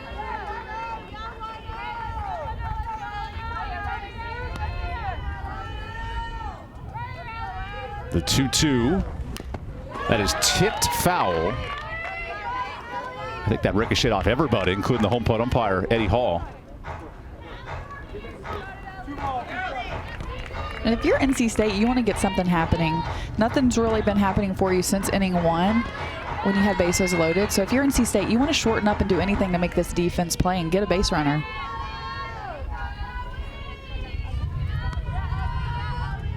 Let's try this again. Now to complete the 6th strikeout.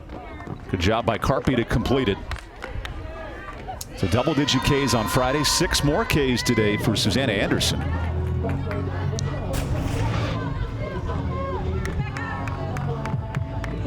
And that's the effectiveness of the drop ball and her ability to stay all outside. Great job by Carpy to pick it up and set her feet to get that out at first. In softball, drop 3rd strike with nobody occupying first base. You do have to get the out at first. And since she didn't make contact, that's why the drop is fair game to go after it. Top of the order now for NC State. Murray hits one through the right side and beats it out. 2nd hit of the game for NC State. Nothing has come easy today for this Wolfpack offense. Not at all. And all Murray did right there was stick her bat out and had enough meat of the bat on it to poke it into the outfield. And that's what you have to do with Anderson going outside and the ball dropping, is you can't have these long swings because you're pulling off too soon, which ends up in a ground ball. So Murray with her first hit of the series. She'd started 0 for 7. Now let's see what Caitlin Pavlik can do in the middle of this order.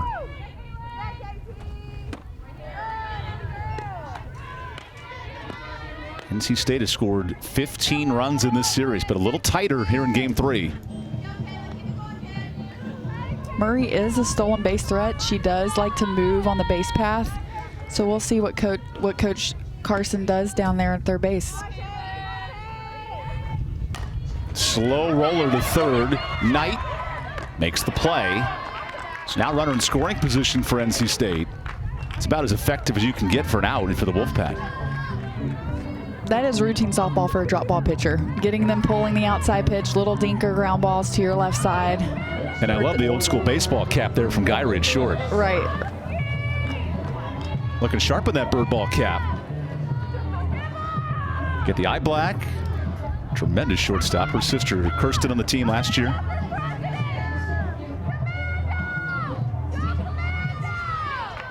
Has a feel of an old school matchup. 1-1 in the 5th. And Hassler rips one into the dugout. Hassler's a tough out, so if I'm Anderson, I'm going to be just a little bit careful here. Not to give her anything she can get extended on, but to really pitch my game if I'm Anderson. Because with a runner at second, you want to try to keep her at bay with the momentum going into hitting.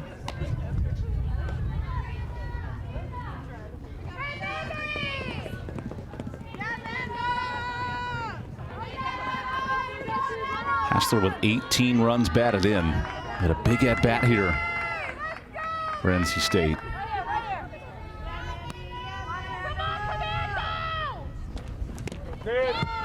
As that hits her. So first and second with 2 outs. It's the second time Hassler's been hit. Pardon me, Miranda. No, I'm not necessarily mad about that. Not that she was hit, but keeping that tight and in. Just because on Friday, Hassler was able to get her hand extended on that outside pitch and hit a 2-run home run. So not necessarily a bad idea there, coming tight and in. Just got a little bit away from her there. And now a runner will enter for NC State for Hassler. Let's see who Carson Shaner goes to.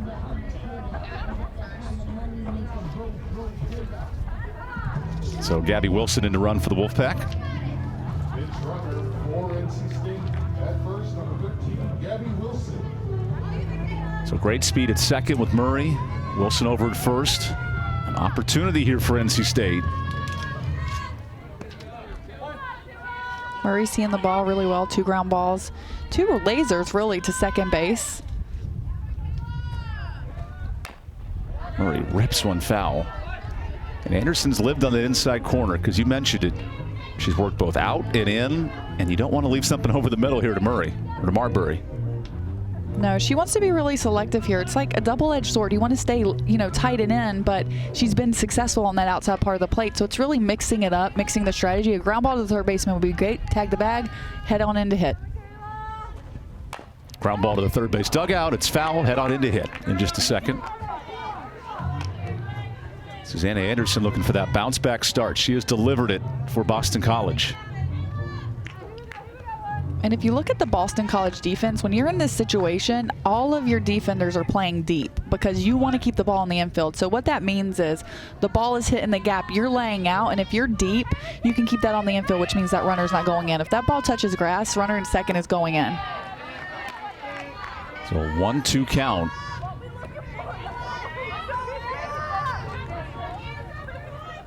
NC State only 2 hits. They've come in each of the last 2 innings. And now Marbury, what a big spot for the first-year starter against a 5th-year senior pitcher.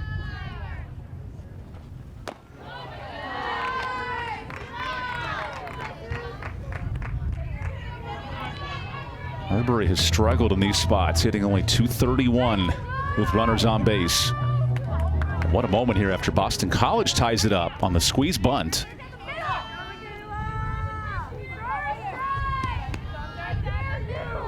Now the 2-2. Works the count full. Great pitch. Great pitch, barely missed right there. And I'm not sure if it missed low or a little bit outside, but that's where you want to put that ball to get a ground ball to second base like Marbury has done the past 2 at-bats. Runners are going on the pitch here with a full count and 2 outs. So your play is going to be at first base. Another ground ball. NC State has stranded 4 on the bases. It's been Boston College leading runners on all weekend. 15 entering today. Now it's the Wolfpack with a couple of chances. And this is going to be a big pitch with the runners going on the pitch. It's like both of them are stealing, which means your defense has to be faster. So the 3-2. Slow roller testing that defense. Knight passes the test. Boston College puts up a big 0 here in the 5th. Now searching for their first hit and looking to take the lead when we come back.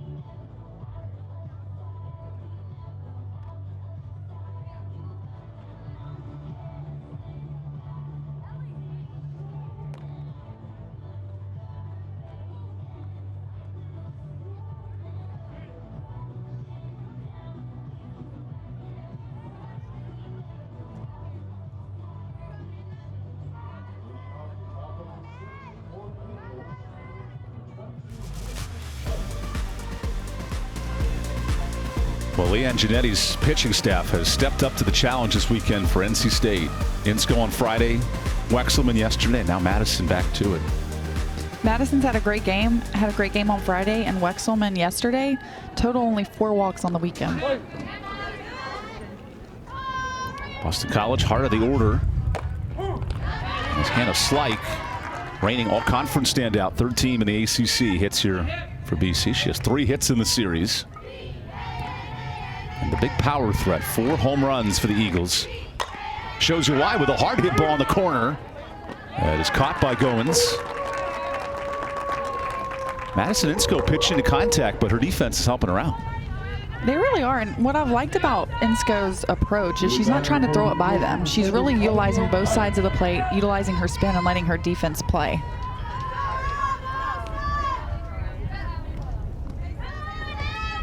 Big spot for Abby Knight.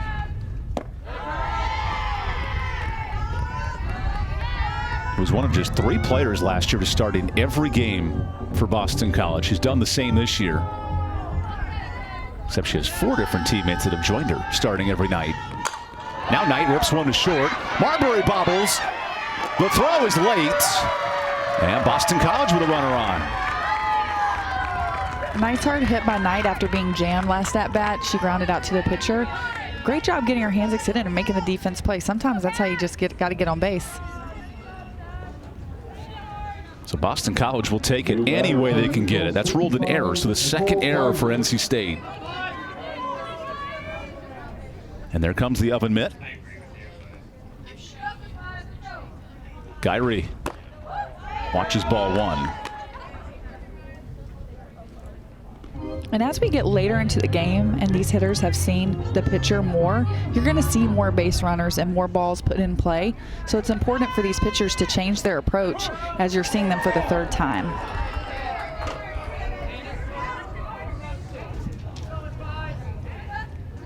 Back-to-back innings where Insko's been tested. How about this? A squeeze bunt and a fielder's choice have scored our runs today. Another foul ball. It goes to show there are many ways to score. Not every game's like Oklahoma putting up 11 a night for Patty Gasso's club. Can win games the old-fashioned way, too. Boston College wanting its first conference win. NC State looking for the sweep. And there's a strikeout. So the runner can take second on that pitch. And the batter is out regardless. So there's the second out. And that's a smart play by Knight to take second. As soon as that ball hits the ground, that's a way to get out of the box and really run. I mean, get out of the box at first base and get to second base. So it doesn't matter the runner. Gyree's out regardless, but you do steal 60 feet. And a chance to score here for Boston College. And it seems that's what they're doing, just stealing bases when they can, whether it's from a bunt, a bloop, whatever that may be. And that's what Coach K said. We have to claw for every run that we score, and that's kind of what it's felt like this weekend. That's a hard ground ball from Cameron Warman. 2 stolen bases for Boston College today. They average about 1 a game. One an important 60 feet.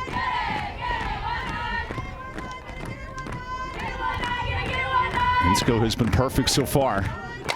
Now gives up a base hit. Here comes Knight. Throw Murray offline, and the Eagles take the lead.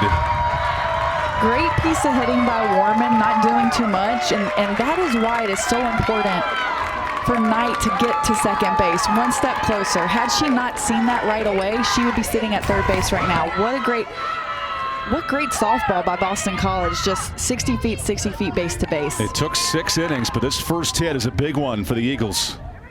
And Cameron Warman with only her 2nd RBI of the season. How about these last 2 innings offensively for Boston College? Now if you're NC State, you look back to the errors defensively. That's a big play to extend this inning. And I feel like that's been the common theme of this weekend is anytime there's been an error, it's followed up by a run in some way. Good chance for redemption. Whoa, and Hayslip dropped it. Hold on, runner goes to third, she's safe. and everyone follows. And Dahl goes to second. And right on cue, if you're Boston College, taking advantage of a mistake. Hayslip right there. I think she just took her eyes off the ball and tried to get the ball out of her glove way too quick. And sometimes we do that. We're like, oh, this is an easy one. And it's almost like she took her eye off and was ready to transfer for the third out. And then Andal notices the throw goes the other way, so she starts going to second. And let's talk about Warman not stopping. Typically, you slow up, this is a routine ground ball, but not stopping at all and getting all the way to third base. And Boston College has something going right now. Third error for NC State, and that is costly. Now, Darian McDonough, who's been hit twice, would love to extend this sixth inning.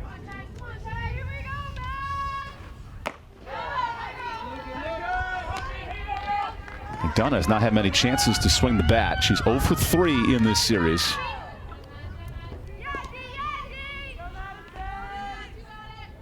Can Insko escape her own damage? Remember, Insko's given up one hit. It was the most recent hit from Warman, but otherwise has been locked in. And that's what you have to do when you're a pitcher. You can't let these outside factors cloud your game and what you're doing. And so for her, she has to take care of her little 3 feet and then let her teammates back her up. Another big foul ball from McDonough.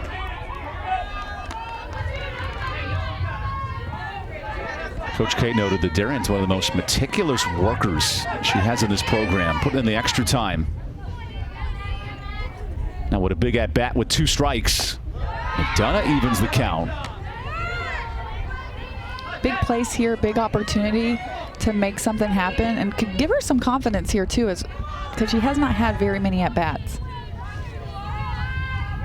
The 2-2 loads the count. If McDonough reaches, then the tremendous outfielder Zoe Hines will hit next.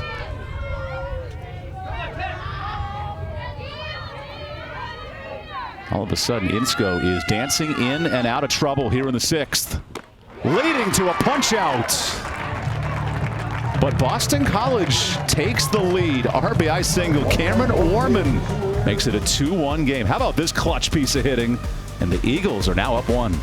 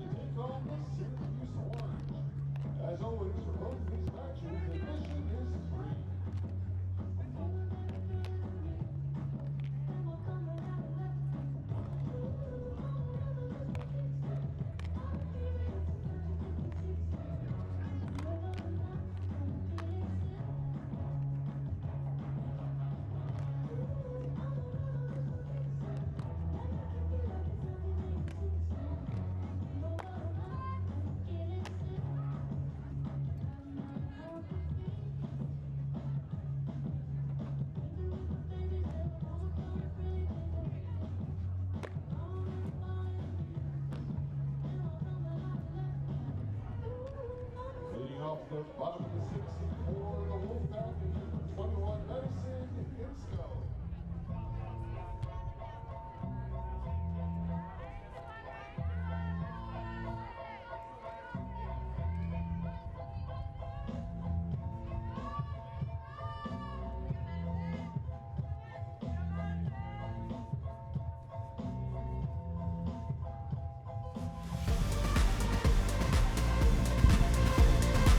In a den of wolves here in Raleigh, NC State and Boston College battling to a 2-1 game. And they let the dogs out here in Raleigh. I love it.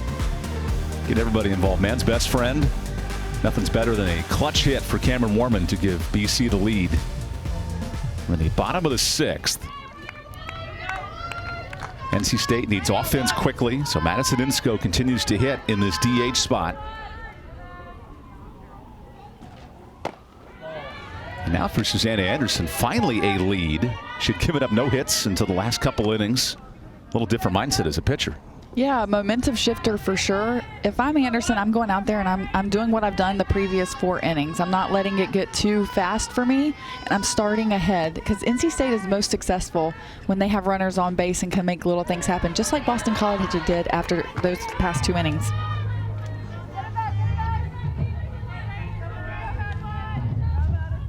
So how could Insco help herself out? Down 1 here in the 6th.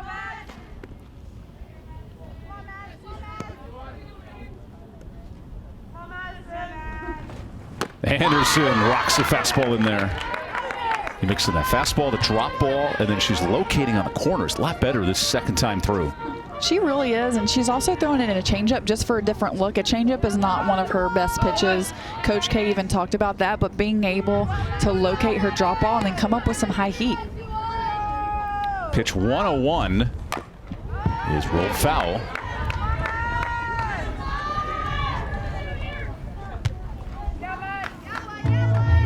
And I do like the way that she settled in. Since that first inning, every first out has been a strikeout.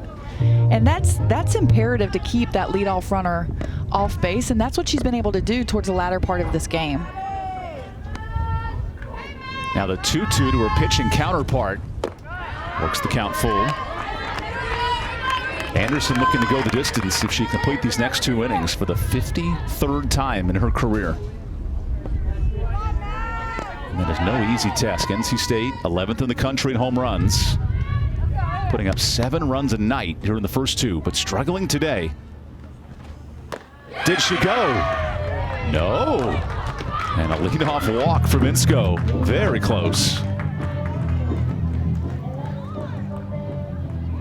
And that was a really good at-bat by Insco. She got behind in the count, was able to bring it in, and that was a very close pitch, but able to hold back.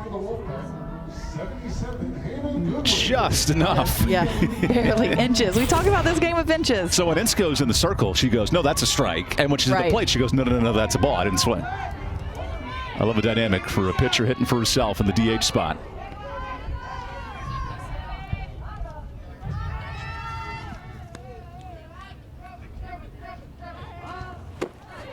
So Hannah Goodwin in to hit here for NC State. With Hannah Goodwin going into hit, they will lose Nadia Sykes now out of the defensive order too. And Goodwin can play on the infield, so there's some changes coming.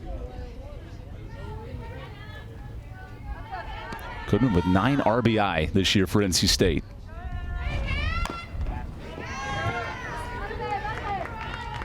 And if you're NC State, you want to make something happen. Again, we talked about stealing bases, and what I mean by that is not necessarily stealing the base, but pass balls, getting 60 feet closer to home so that you can tie this game up. You don't want to wait until the 7th to try to tie it up.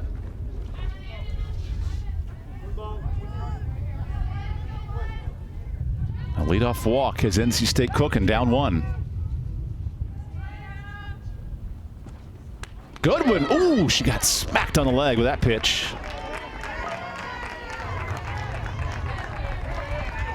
So 2 on, but nobody out. Tonight, All ACC has you covered with highlights and breakdowns of all the NCAA tournament games. Our coverage begins after the men's and women's second round games right here on ACC Network and the ESPN app. North Carolina women's program is playing tonight. A lot of teams left in the ACC as Boston College will now call time and talk this over. I like this call by Coach K to go out and talk to her pitcher. When you score like Boston College did last inning and you have the momentum and then your pitcher comes in and walks and then hits the next batter, it kind of takes the wind out of your sails. So her going out there, she's trying to tell them, hey, let's do what we've done all of the innings before. Let's get some ground balls. Let's play some good defense instead of just giving it away. And I like this timeout call by Coach K. And Coach K is reminding Anderson, you've lived on getting a bunch of different outs today. 6 punch outs, 8 balls on the ground. She's let her infield go to work, and with 2 on and nobody out, Boston College would love to repeat this formula. They really would. And Anderson, she's a senior, so she's been here plenty. And so being able to regroup, and sometimes, as athletes, we put a lot of pressure on ourselves because she's like, I don't want to be beat the same way. And so when you do that, your ball changes, and she just needs to relax and do what she's always done. A hard ground ball to third base, tag third, go one, double play, go in and hit. And Boston College's defense, they turn the most double plays of anyone in the ACC. This is a strength of BC. Strength versus strength. Lambert up for NC State. She looks to bunt and double doink that foul. And again, try to just steal one, trying to get 60 feet closer. Which we saw Boston College do 2 innings prior to tie the game up. This is a new formula for the NC State offense. More station to station. With Devin Bowen and Carson Shaner adding a new element to this attack.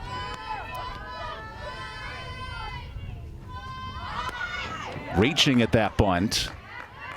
And you see that the second baseman now has to back up. All the runners get disoriented, and it confuses the defense as well. Yeah, you really have to. I mean, for a bunt situation like that, technically second base is going to cover first, but you can't leave the runner hanging out and just being halfway and just hanging there. So she has to sprint all the way from first to get there, and it really does cause confusion and just more moving parts. Let's see if Lambert goes on 0-2. Instead, a big swing. This could be 2. Knight turns it. What a pick by Slike. And that's exactly what you want, and that's why you're there. You're a drop ball pitcher. They foul everything off hard to the left side. So if you're a third baseman, you're expecting that. And if it's that hard, you have plenty of time to gather your feet. And what a great pick. What a great pick over there to be able to get that ball. Slike did a great job and to leave that ball in front and get the second out. That's the 11th double play turned by Boston College. And in college softball, that is no easy task to turn 2. RBI chance now for Haley Hayslip. This inning's not over just yet for Susanna Anderson. That ball almost hit Hayslip. Wait, she thinks it did. And the umpire says, hold on a second. We're going to talk this over. So the entire crew will come together. Did any umpire hear or see a hit by pitch? And to be honest, it's not the worst thing to happen to have this be a hit by pitch. You have a runner at first, you have a free base open. You'd love to see a forced play at third or second. And so this is not necessarily the worst thing that could happen. I can't tell there. It doesn't look like the ball changed direction much, but if it hit her back foot, that's the only area it would have touched her. It's almost like, did she olay the ball? Right. And then try to win an Oscar and sell it, which you're trained to do as a hitter. Right. Any way to get on base. Hey, I'm all for it. I'm just continuing to talk this over. And you can tell there Eddie Hall didn't get a clean look at it, so he wants help from Roger Potts and Bobby DeMeo. And now both coaches are going to be brought together.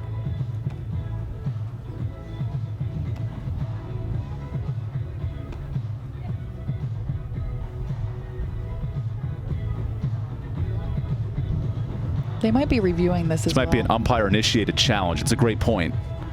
Right, tough look. I can't really get a read on it. It didn't look like the ball changed direction after the hit. It could have skimmed the top of her foot as she was bringing it up, but again, I can't really get a good look at that. Either way, no. The bad news is the umpires have the same looks we do, right. So they'll see if they can figure out the answers we cannot. But was the call on the field hit by pitch? Because she just started running. I never saw the umpire lift his hands and call hit by pitch. She just started running down to first, which initiated the why are you running down to first? And then it was like, let's bring it together. So let's watch this in real time, because now I'm a little mixed up myself. Because you're right, Haley says, well, I got hit. Right. But there has to be enough to overturn it if the call originally was hit by pitch. And I never saw his hands go up. But again, if you noticed him, if we watch the umpire, usually if it's a hit by pitch, his hands are going to go up immediately, and he's just standing there, and then she runs towards first. So gotta love being able to do replays, though. Something that's just newly introduced to the sport of softball. Yeah, how many more times would you have been hit by a pitch if there was a replay right. back in your NC State tenure? And you're taught now not to move out of the way. You're taught to stand in as much as you can take it, and that's what we've seen this weekend. We have seen both sides take these pitches, whether it's in the elbow, straight into the leg, and that just is a testament to the strength of these athletes, you know, to stand in and take a 68-mile-an-hour screwball right to the thigh. And these are the angles the umpires are reviewing, so that's important for people at home to realize. You can tell how hard it is for us to figure it out. Imagine what they're going through right now. And that's also the beauty of the growth of this sport. In the past, we would have never been able to review that, but with streaming capabilities and the growth of the sport that we've seen since I even played has been tremendous. Okay, so we got a lot to figure out here. What do you got for us, Eddie Hall? And Bobby DeMeo looking this over. So the batter is rolled back to the box. No hit by pitch.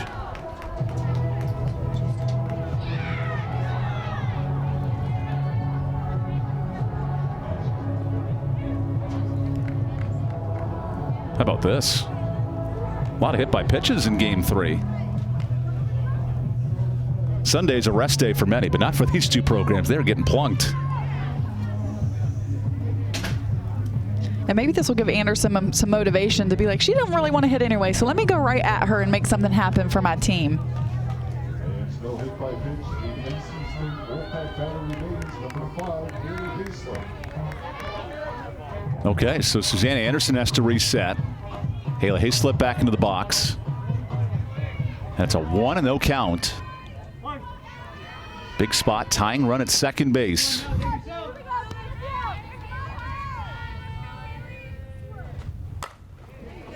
Dangerous pop fly, robbed and left by Hines. Second time today, Zoe Hines has kept a hit off the board and keeps the lead intact for Boston College through 6.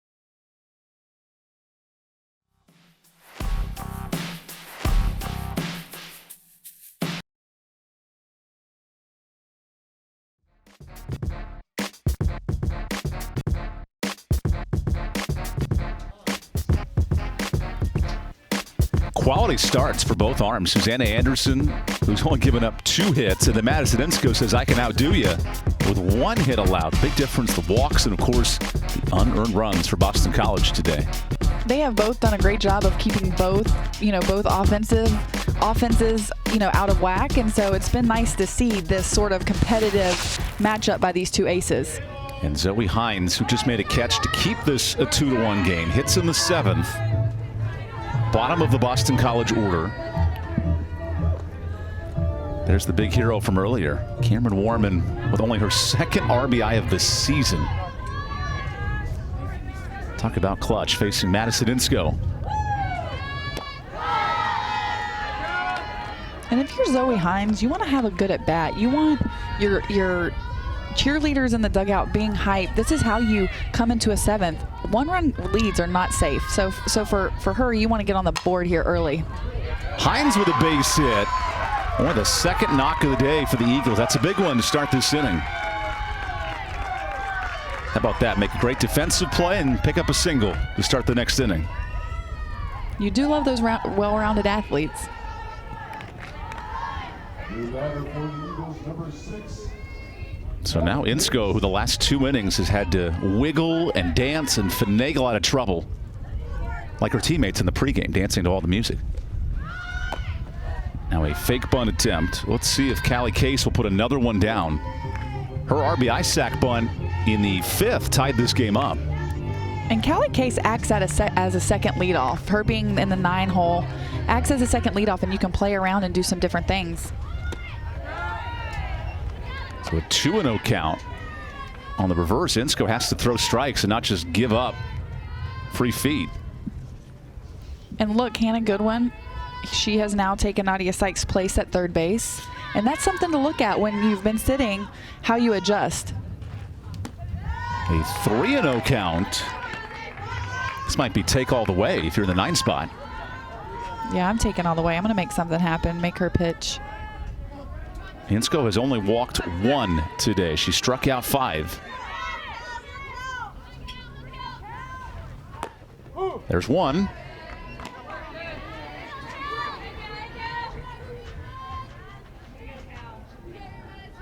Let's see what Case has operated here with her third base coach Tim Homan dishing out those signs. Strike 2.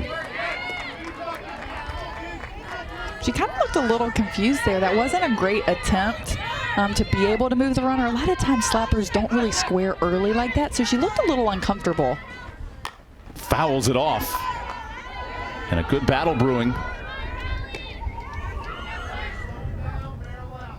Boston College would love a 3rd run to extend this lead. And we talk about this all the time, being a productive out and what a productive out looks like, and that's her role here. Another foul ball.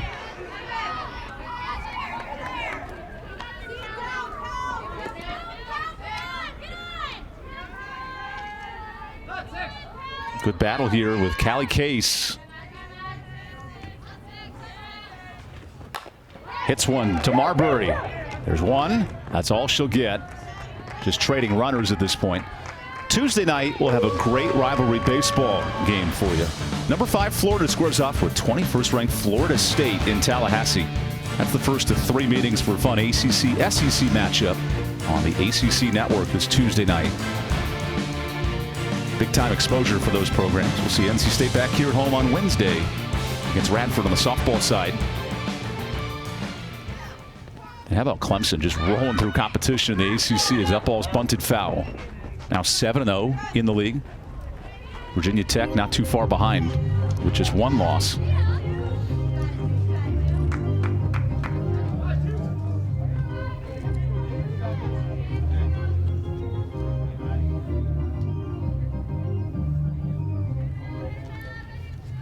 Good situation here for Maddie Case, who's 0 for 3. She wants to bunt, but has fallen behind 0-2. Do you try this again with 2 strikes? No, I wouldn't try this again with 2 strikes. Case on first base is a stolen base threat. And what they're trying to do there, if you notice, she tried to go to first base because the first baseman is playing so far back. But I'm not bunting here. I'm more trying to be a productive out, something to get her to second base. The rise ball stays up.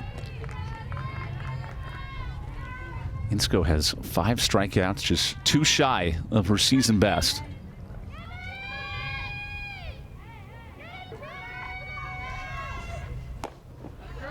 That'll stay outside. This Boston College team, only 2 hits. They just got 1 this inning. It has been a hard-fought 2 runs. But it's been enough so far, supporting Susanna Anderson. This might help. Marbury is over it for the 2nd out.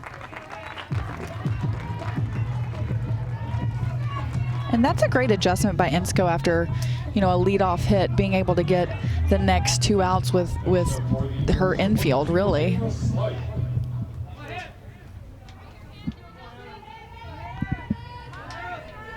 So Hannah Slyke up with 2 outs. Slyke is hitless today, but she has come in as the big bopper in this Boston College order.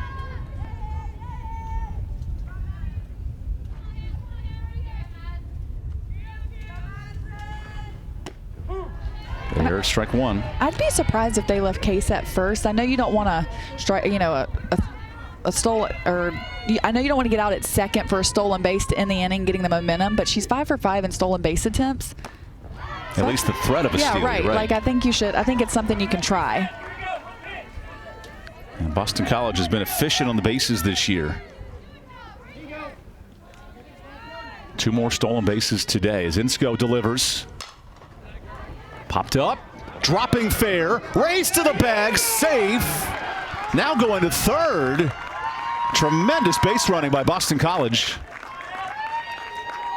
That's a really tough play right there, because it looks like it's a little too far to lay out and get that with two outs. The runner's not freezing, so she's going on the hit.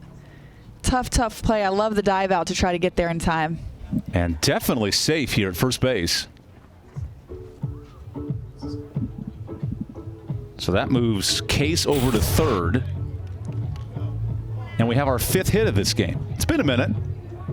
Right, and if you look at these hits, these are not lasers to the fence. These are infield hits. These are hits between the 5-6 hole, ground balls, and this is what happens when you don't try to do too much. Big spot for Knight, though. Big spot.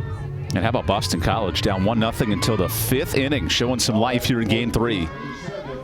Would love to salvage the final game before hosting home conference games next week with North Carolina and Clemson coming to town.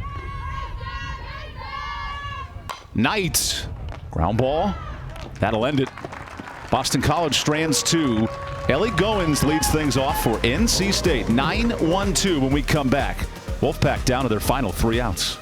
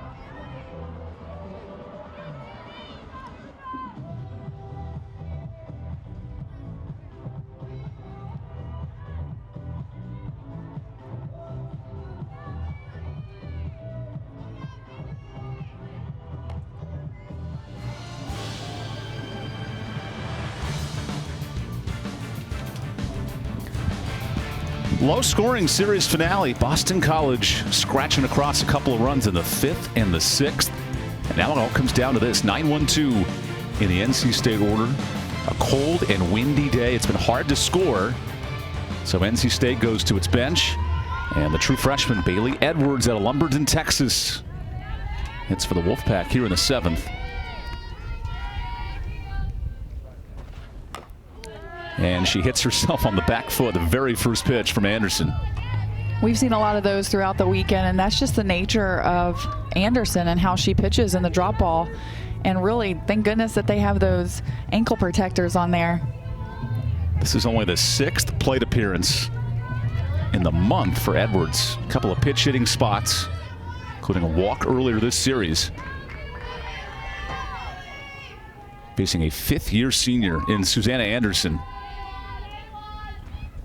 who dials up strike 2. And I look to Anderson to turn it up a notch here. Being, a senior, she has to feel like she needs to carry her team and really keep these NC State hitters off base, because when they get on, they make things happen. Anderson working ahead. Dials up a strikeout. Give her 7. And that's the best pitching that I've seen out of her. 3 pitches. Could not get that pitch all day and finds the zone here. Right. Just dial it up a notch and be like, I'm not even keeping this close. I'm going to handle this myself. And she can do that, though, because Bailey Edwards is a pinch hitter and has not seen her up until this point. That is why that is so important that she goes right at her. 58 strikeouts on the season for the ace of Boston College. And here's the top of the NC State order with Rebecca Murray. Slow roller. Knights late to first. Infield single for NC State. And all of a sudden, the tying run's on. That's why this game is so much fun. You are not out until that last out is recorded. And so many things can happen. And obviously, this is not a screamer, but it's put just out of the reach of Anderson, just out of the reach of Knight to be a little bit slow there. And that's really all the play you have. Knight's got to cut that off to even have a shot. Second hit of the game for Rebecca Murray. And now things get interesting for Caitlin Pavlik, who does have a home run this weekend.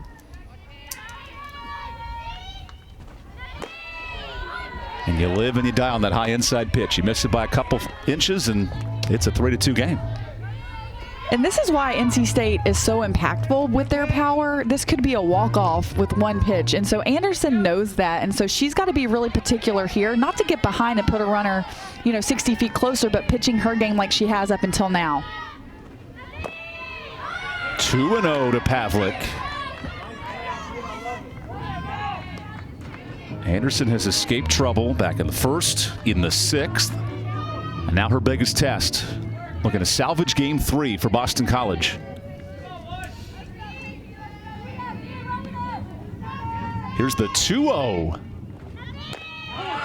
Big strike 1. And if you're Boston College, you're looking for a double play. You're like, okay, let's do this. Double play, one hit here. Which they turned last inning. Right. To escape a big threat. And I love these games because this pressure is what it's like when you're playing postseason. And this is what the experience that you need to be successful and grow as an athlete. It's not how you start, it's how you finish. And we've seen that by Anderson throughout this entire game. She started with 2 walks and a hit by pitch, and we've not seen that since. Has grinded her way through this start, looking for her 53rd career complete game. The 2-2 works the count full. With Pavlik in the heart of this NC State order here in the 7th.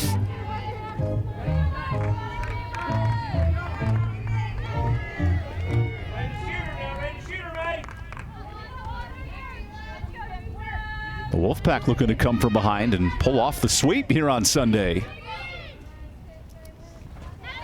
There's a walk. 2 on with 1 out. And now Amy Gavilhag comes out. Things get real dicey here in the 7th. And as we saw last inning when things started happening and turning for NC State, Coach K comes out. She talks to her defense. She talks to her pitcher, and then they're able to get out of it. And she's probably thinking here, hey, the pressure is on them. Their pressure is on them to sweep, not us. Let's do what we've done till now. And again, a great ground ball to third base would be wonderful.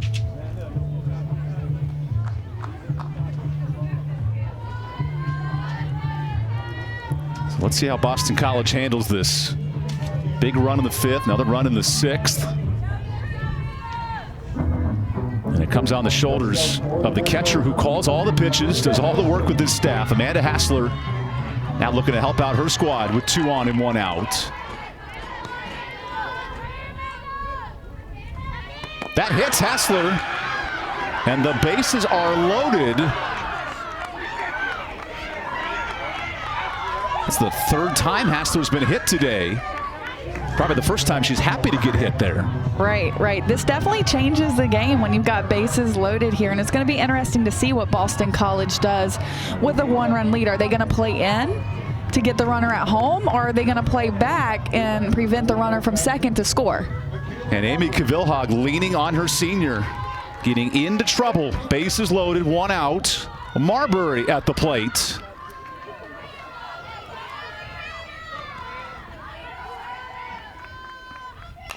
Slow roller, foul.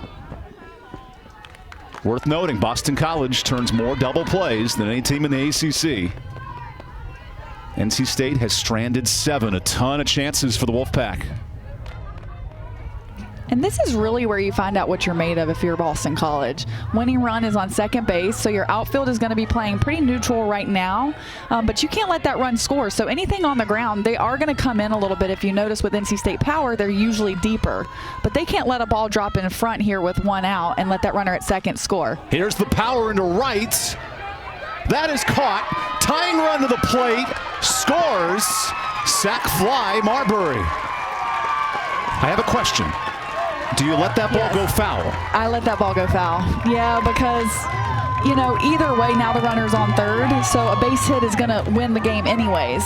So you want to make Marbury beat you in that situation.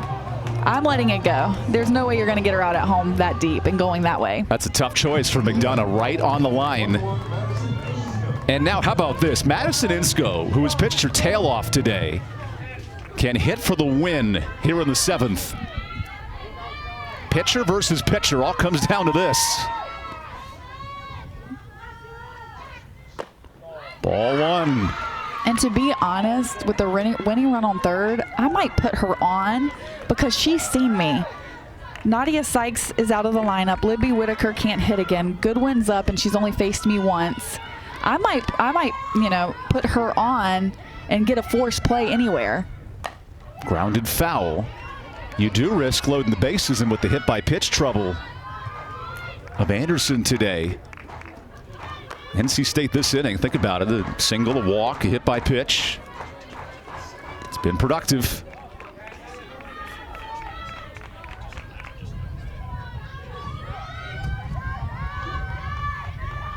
Anderson versus Insco here with 2 outs. Line foul for strike 2. And that's why coaching is not as easy as, you know, 1, 2, 3, let's do this, let's do this. Things can change. If I'm, you know, you look great when you make great decisions, and you don't look great when something doesn't work out in your favor. But, you know, here it comes down to pitcher versus pitcher, and can she help herself and walk it off? Mano a mano here in the 7th. Insco takes outside. Fifth-year senior versus true freshman. NC State ties it on a sac fly. Are we going to extras, or can Insco win it here in the 7th? The 2-2. Ground ball beats it. NC State walks it off for the series sweep. Wow. And that's, I mean, that is exactly what you want to do. Again, she didn't overswing. She made the adjustment from the at-bats before. You know, way to stay with Insco in the batting order. And what confidence this has to give the true freshman, being able to win 2 out of the 3 games against a good Boston College team. A complete game in the circle and the game-winning hit for the freshman. This is the first sweep for NC State since April 11th, 2021. It's been a minute, and all of a sudden the Wolfpack are 4-5 in the ACC. And again, Insco, all she had to do was put that ball right up the middle, and that's what she did. Anderson missed the pitch before a little bit low, and she brought it up just a little bit too high, and NC State gets the series sweep. Boston College did all the work to take the lead at NC State with 2 runs in the 7th. How about the resiliency of this Wolfpack club? 3 straight wins in the ACC, and now the celebration is on here in Raleigh. And that's what you love to see. You want to see these athletes compete. Adversity comes in different shapes, different form, and to see the heart and to see the drive of this NC State team, their future is definitely bright. What a fantastic series finale. NC State walks off Boston College 3-2. Thanks for joining us here in Raleigh. This is a presentation of ESPN. For our producer, Lucas Raycraft, and our talented crew here in Raleigh, I'm Evan Budgerich with Miranda Rodriguez. We say good night. NC State wins it 3-2.